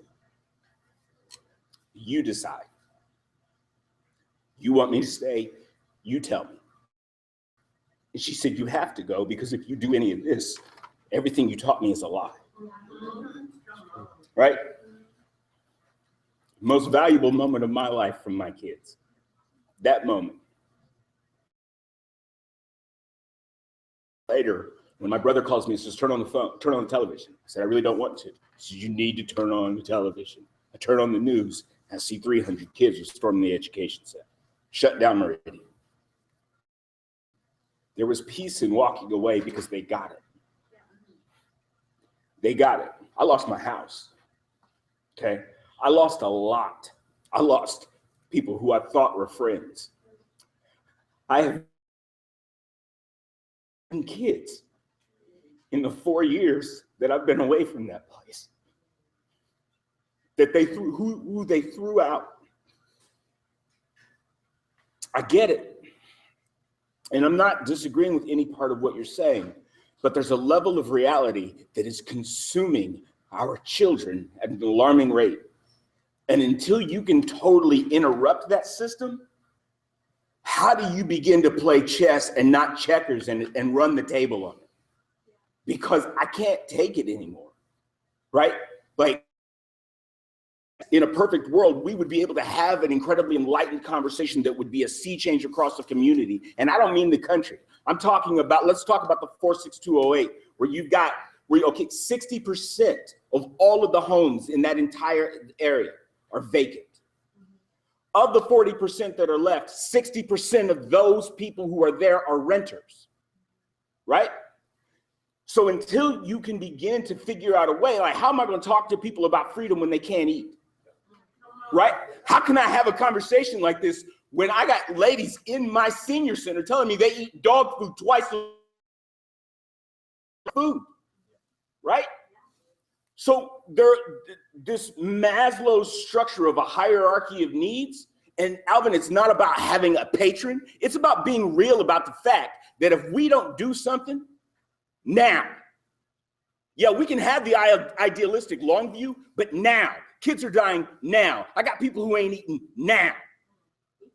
So I got to do it now. So what can I do? I can break ground and turn the entire plot of land that we sit on into a farm. I can do that now. I can put food in seniors' houses now. I can feed them. Then when we can give them the space where they're not worried about survival, we can have a conversation about living. But that's a privileged conversation until you can collectively give a push for folks to move to a place of safety where they're not thinking about the next 5 minutes or the next 5 hours or the next. You can't talk about the next 5 years. And that's the reality of what we're up against. And the problem with it is that they know that, right? So the collective push is, how do we move people into a place of safety, out of crisis, in order to begin to collectively push? Sorry. So,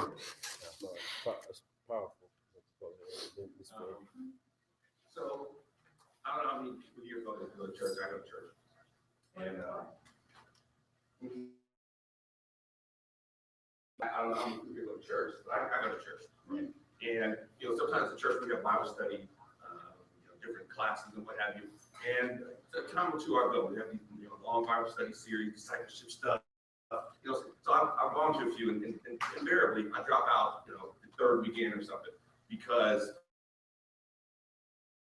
or a whole bunch of spiritual language. And a lot of times people come to the Bible studies when they talk in spiritual language that I just can't get with. They're like, oh, well, I had this issue, and the Lord just spoke to my heart, and I felt I need to do this, that, and that, and it's all this kind of conversation. And I'm sitting there thinking, I have real problems. I have a wife that gets mad at me on occasion. I got a child that smarts off at the same time. I got funky people at work sometimes that I got to deal with. I have like real issues, and everybody's talking in all this spiritual language, and so I kind of opt out into kind of leaving the class, because it's just like, y'all talking spiritual language, and you don't talk like real people dealing with real issues. All right, so I say that to say, when we talk about we're talking about gentrification, that's the topic. So for me, I like stuff to be actionable. want to figure out, because I can look out at the community, I can say, oh, we got problems. I'm like, I want to fix it. So I like to frame things in ways, I like to frame problems in ways that let me attack the problem. So when we talk about gentrification, I think one of the things that ought to happen in a conversation like this is we ought to talk, let's define our terms. Let's get clarity about what do we mean when we see gentrification. And for me, what that definition is should be something that should be measurable. It should be specific. It should allow me to attack that if I think it's a problem. If gentrification is a colonial worldview or something, I'm not going to attack. I can't really attack that. I want to get it located in a way that makes it something I can deal with in the real world. So when you asked about gentrification earlier, and I said, well, it's this process by which disinvested communities begin to experience a reversal and have higher income people moving into the area. So that's actionable. I can measure it and I can make a decision about, man, does that happen to my neighborhood? Because I can measure our property values going up. I can measure our incomes in this neighborhood going up. I can measure our Black and brown and poor people disappearing from this neighborhood. I can measure that and make an evaluation of whether or not gentrification is occurring in my neighborhood. Sometimes I get impatient in some neighborhoods where people are talking about gentrification because I'm like, you don't have a gentrification problem. But when I look around, I see a concentration of poverty problem. So I'm not sure why you're over here when you got this problem over here. How do we deal with that? Other neighborhoods, I'm like, yeah, gentrification is a part of what's going on. Displacement, and that's something that should be paid attention to. So my thing around a conversation about gentrification is, I like stuff let's get it down to something concrete, something actionable that you can think about what it is that you want to do about it and know whether or not it's occurring. And I think if you can talk to people, particularly people in communities where gentrification is a concern or a fear, you ought not to talk to people who fear that in a way that does not let them identify the problem, see it when it's coming, and have an actionable way to go at it. To me, that's unfair. It's not a good thing, right? All you've done is make them afraid because it's been counted esoteric, vague, subjective, but not measurable, and they don't have any way to know if they win it, if they lose it, or if it's happening to them at all. And then my last comment is, I'm not here. I work for this, and I think this is a great organization. I'm not necessarily here to defend it. At heart, I feel I'm a community activist. I'm a community guy. I'm a Black man in America, and this is just the way I get down. But I'll push back on this idea of gentrification in neighborhoods. Quality of life plans are not, they're not the way that neighborhoods can organize themselves, and they can be good and they can be bad. We've had ones that have failed, some that have been very spectacular, some where the bird's still out. So they really are what you make it. I applaud the idea of trying to shape the outcomes that come from it. Ms. Fair. Well, I like, when Aaron was talking about concentration of poverty, what you're really talking about gentrification. I'm with you when you're right. As soon as I think a dime coming into a community, I've been through a couple of, been aware of, been involved with, the people involved with a couple of qualities of life. And man, I remember the one over there with the Navy Blossom. I saw public money. To me, public money is anything that relates to my tax dollars, federal, state, city money. Public money come in, build things, and I have to beg for information and say, did anybody in this community, this concentration of poverty, did anybody get at this opportunity? That's the deal. If indeed all this public money that comes in, our tax dollars of any kind come into our community, and we sit there every day on our porches after work and watch people leave our neighborhoods with those paychecks. So you are right. I think something actionable ought to happen when some. So what's the real deal here? Economic opportunity. To look at not just parity. No, not just, well, the developers tried to hire some minority firm years ago, or one firm that they hired. I mean, look at Wall Street. Did those bad boys not tear up Wall Street, messed it up, failed the whole United States and other countries in the world? And then the voters are gonna say, minority firms can't do what they're supposed to do. No, there are plenty that can. And if the voters have to hire somebody at $40,000, $50,000 to make sure it works, help. I'm just saying, concentration of poverty. I haven't heard nobody up in Carmen talk about our neighborhood being gentrified. I haven't nobody in Zionsville say our neighborhood being gentrified. Well, they were. Down here, we They talking were. about concentration of. You asked the farmers. I don't feel like I'm impoverished. I was impoverished when I was young. I didn't even know we were poor until TV came in 1955 to tell me that we were poor. So poverty is relevant. But one thing about a concentration, disinvestment, no jobs, no way to support your family. Brandon, you're right. If you can't eat, the lights being cut off, don't have any water in the house, you got children you're trying to get ready for school, how are you going to worry about this one on there and leave it the QOL to make sure that they got economic opportunity in this doggone proposal they got on the table to build something? Anybody can haul rocks and shovels. I'm with you when you're right. Concentration of poverty, economic opportunity. I'm with you when you're right, Randy. People starving, hungry. Well, I know food's not too bad sometimes. It's a horrible thought. I know. I accidentally opened up a couple of cans. No, we did just have some people who want to sleep that night. I thought it was tuna. But it's a horrible place to be. And so I can't even see how people who are about community can come into somebody's neighborhood, make a deal, take all the darn money out the neighborhood, take all the jobs, and then say, well, we made something pretty. Well, Aaron's pushing the concept that the quality of life plan is a great idea. It and, could be. and that people need to come in and take advantage of this. And if they don't, well, you know, it's not the quality plan, so it's still okay. They didn't come. But we're saying that there's a lot of factors that's going to keep them from coming, and providing some people an excuse that we invited them, they just didn't show up. So we got to go along with their plan. So, yeah, but John, there's no way to get 100% engagement. And I view the meetings in the Northwest quadrant like going to school. Like to sit with some of these ladies who come in the room who have forgotten more than I'm ever going to know.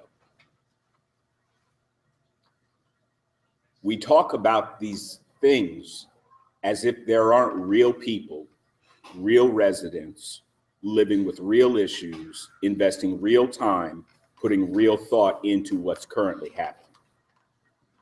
And I think the difference is who's controlling the airtime in those meetings. Because, and mind you, I was raised by a committee of Black women, so I know how to navigate in a room when I see them, and to watch when they take over, and to know when to shut up and listen. Nobody's coming in and telling these ladies that I get to sit with what to do. Like, it is not, there's not some outside force manipulating the conversation to a given outcome. You know, these meetings are happening with real residents who live there, real conversations.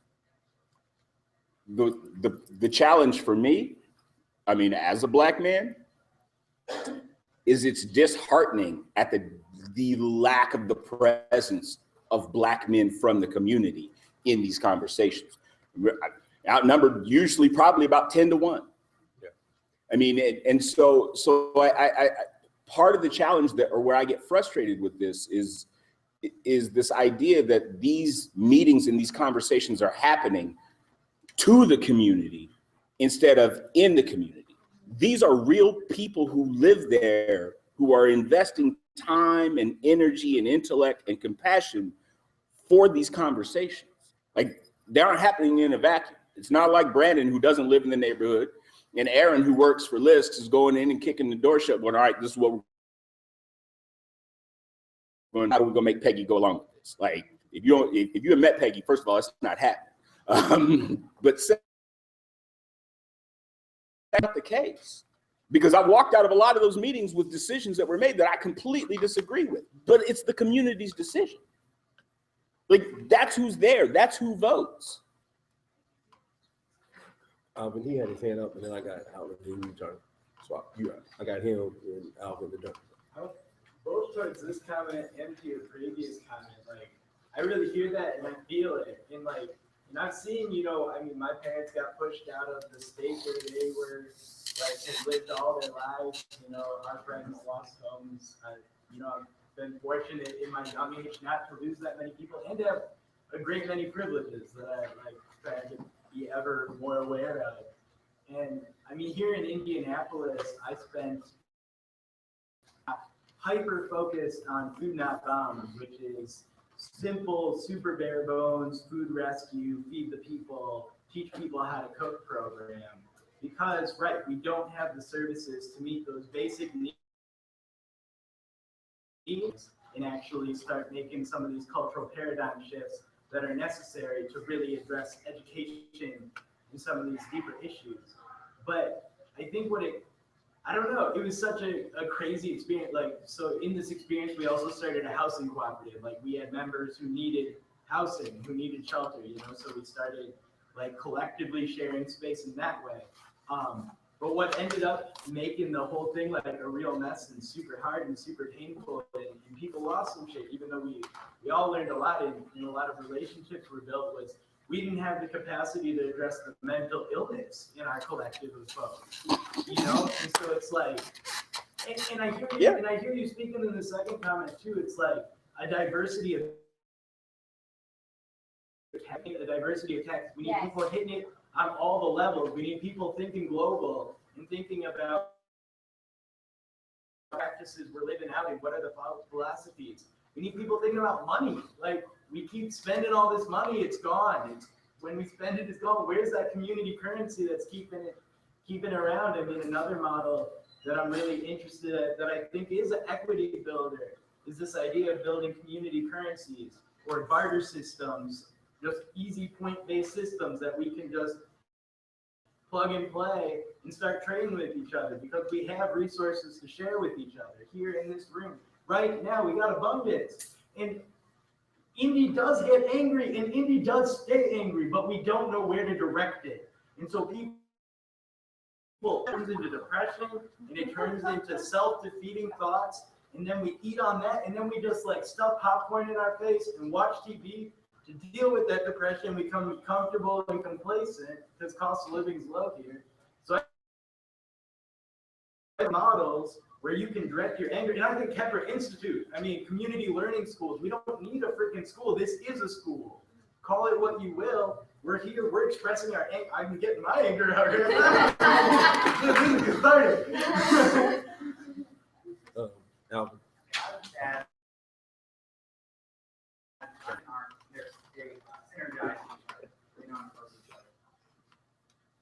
So, turn. No, you know, I'm just gonna say one last thing.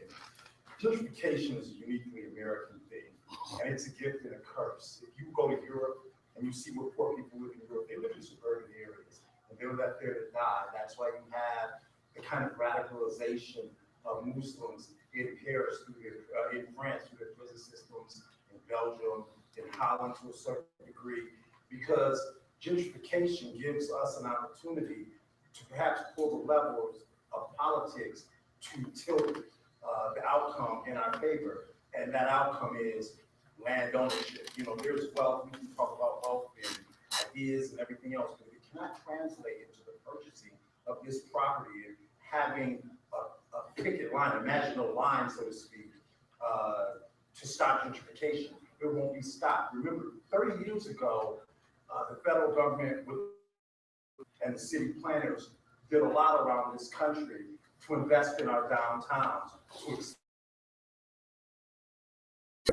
And now what you're going to have is people want to be part of downtowns.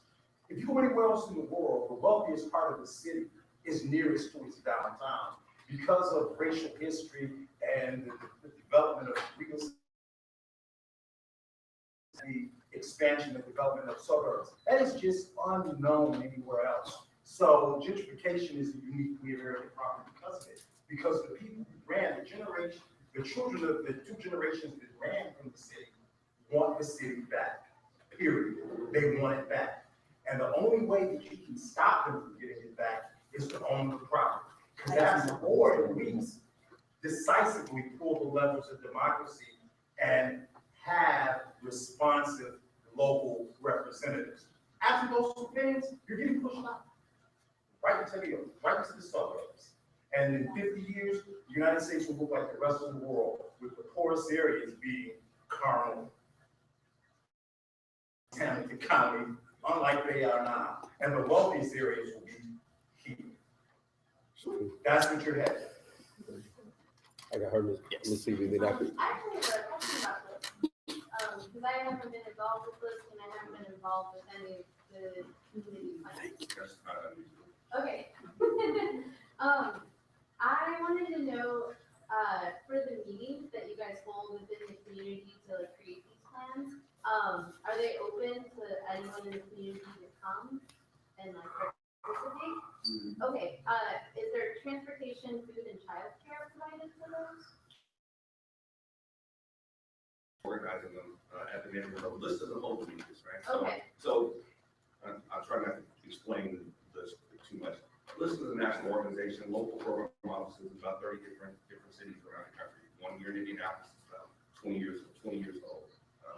LIST is an intermediary organization, so we don't do the stuff that people do on the front line. So for the first 20 years of LIST national, 30 years of existence, primarily we were focused on affordable housing development. That was our main thing. We grew out of the fact that back in the 70s, when you had folks at organizations in Bed-Stuy and places in New York who were trying to revitalize neighborhoods with housing, and they were trying to use tools like low-income housing tax credits from the government, financing, and what have you, and try to mix all that stuff up together and make it work, along with private sector financing. It was really, really difficult, and banks and what have you did not understand, so they didn't get it. People came in wanting to use these different tools. They needed someone to help them figure all of that stuff out. This was created out of the need to try to address that kind of idea.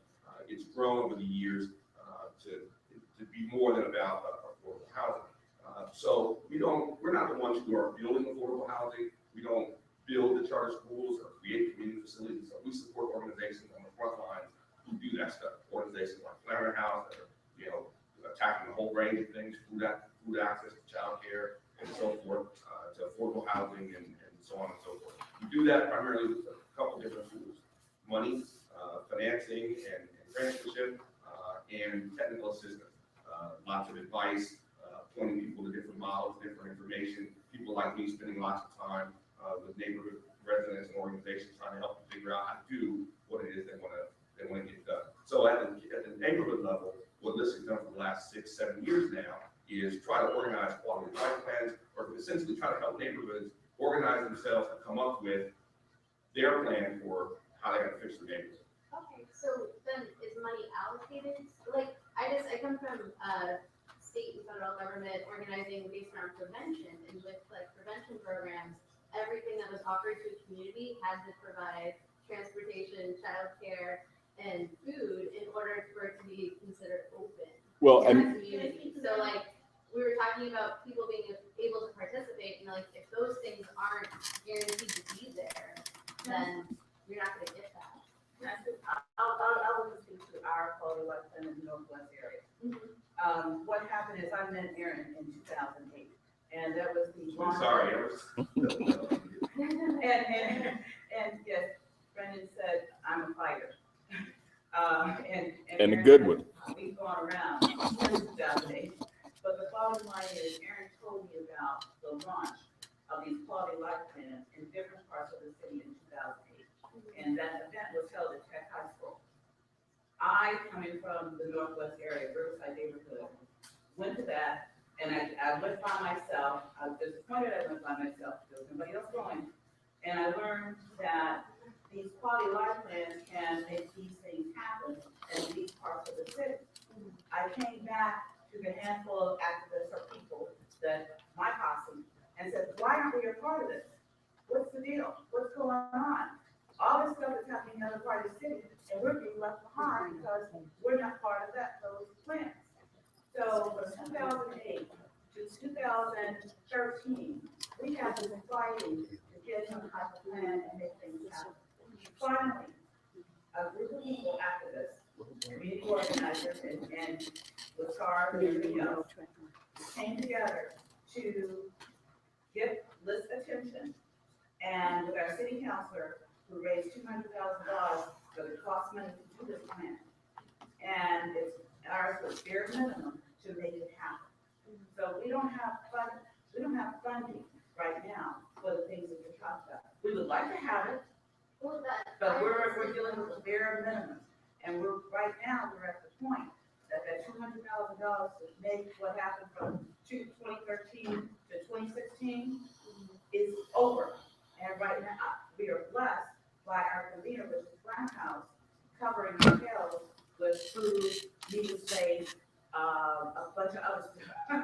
Play space for kids. Yeah, to continue what we have started. But we've been fighting for a long time and recognize what's going on in different parts of the city and wanting to make it happen over there. So we're gonna, been great conversations, great questions, but we're gonna have to wrap it up. Can I ask a question? I was trying to respond. I have a question. Is that okay? Just say yes. Yeah, yes. It's just less painful. Gentrification, okay. For me, I think of gentrification in a lot of different ways. I also think of it as different, an economic level situation where you got someone that's making a lot of money, moves into the inner city, my neighborhood, and they could be called gentrifying that neighborhood. For me, because I went through a divorce and I used to make that kind of money, I moved into my home neighborhood. And I just want to know, based off of the definition of gentrification, should I be kicked out of my neighborhood? Because I used to make that kind of money. I went back to my hood, which is impoverished, which is truly challenged, and working my butt off to save it. And now that I'm poor and retired, I fall into the other category. So I know that level here. When I moved in, bought the house, I'll go back to my home neighborhood. And I could have been accused of gentrifying my neighborhood, but my people embraced me because it was my home. So where do I fall on this gentrification issue? Should I be kicked out? No. I get along. Especially now that, and my money, when I was making it, didn't displace or hurt anybody. I didn't act like I was balling. And now that I'm poor on this retired Social Security income, so I know it from both perspectives. So when we talk about gentrification, income level, I more neighbors that respected me as respected the people that live there. I don't care who you are, money, income, color. I want you gone. I want just those houses that are coming out being vacant and abandoned and empty. There's some complexity for you right there. Yes. So, Well, Peggy, if you came back and you're playing for the home team, for the underdogs, when you left, you came back, now you're playing for the home team, I can back you up. I'm fighting for the home team. The underdog. But I collaborate where I need to. I didn't say that. Okay. You're playing for the home team, that's. But by no means, we can continue these discussions after, but I want to thank everybody for great questions and great discussions. And thank you all, our conversation generators, Brendan and John. Please stay over. It's just that it's been exactly 2 hours. We started at 3:25. It's now 5:25. We want to respect people's time. And here, as I mentioned earlier, I mean, I always feel that I like to give people an opportunity to know. We do need your help. We are a 501c3. Your donations keep us open. We are community, we are about community. You'll notice in all the things that we talk about, presentations that we have, this is about the human beings, whether they're renters or whether they're homeowners, whether they are the grandsons who live with their grandmothers. If you are a resident of this area, we want to back you up. Let others know. Don't just walk around feeling estranged, or if you have a friend who feels estranged from the neighborhood. That's where we feel that we can at least have the discussions that allow people and come together to know that their voices count. I mean, I'm a product of segregation. I was born in Southern Texas, San Antonio, and at one time, I lived in a neighborhood that it was just all Black people. I didn't care if you were a doctor, a lawyer, an Indian chief, owned 5 businesses and a funeral home. You lived down the street from me, across the street, and my daddy was a civil servant. And so it's about community coming together and being for each other. And I know Peggy is about community. I know Aaron is about community. He's a community organizer. His kids come here to our Saturday computer classes. And so everybody in here is about community. But what part of the community are you focused on? And don't forget the residents. Yeah, I heard that you've taken over the panel. No, I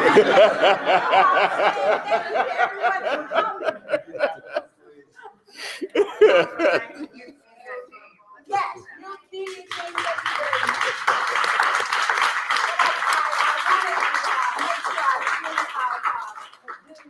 To all of us who work for our community, we're not against each other.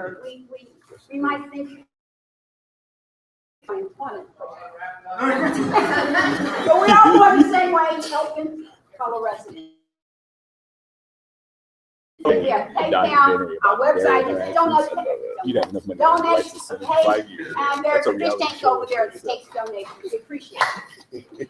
Please stay.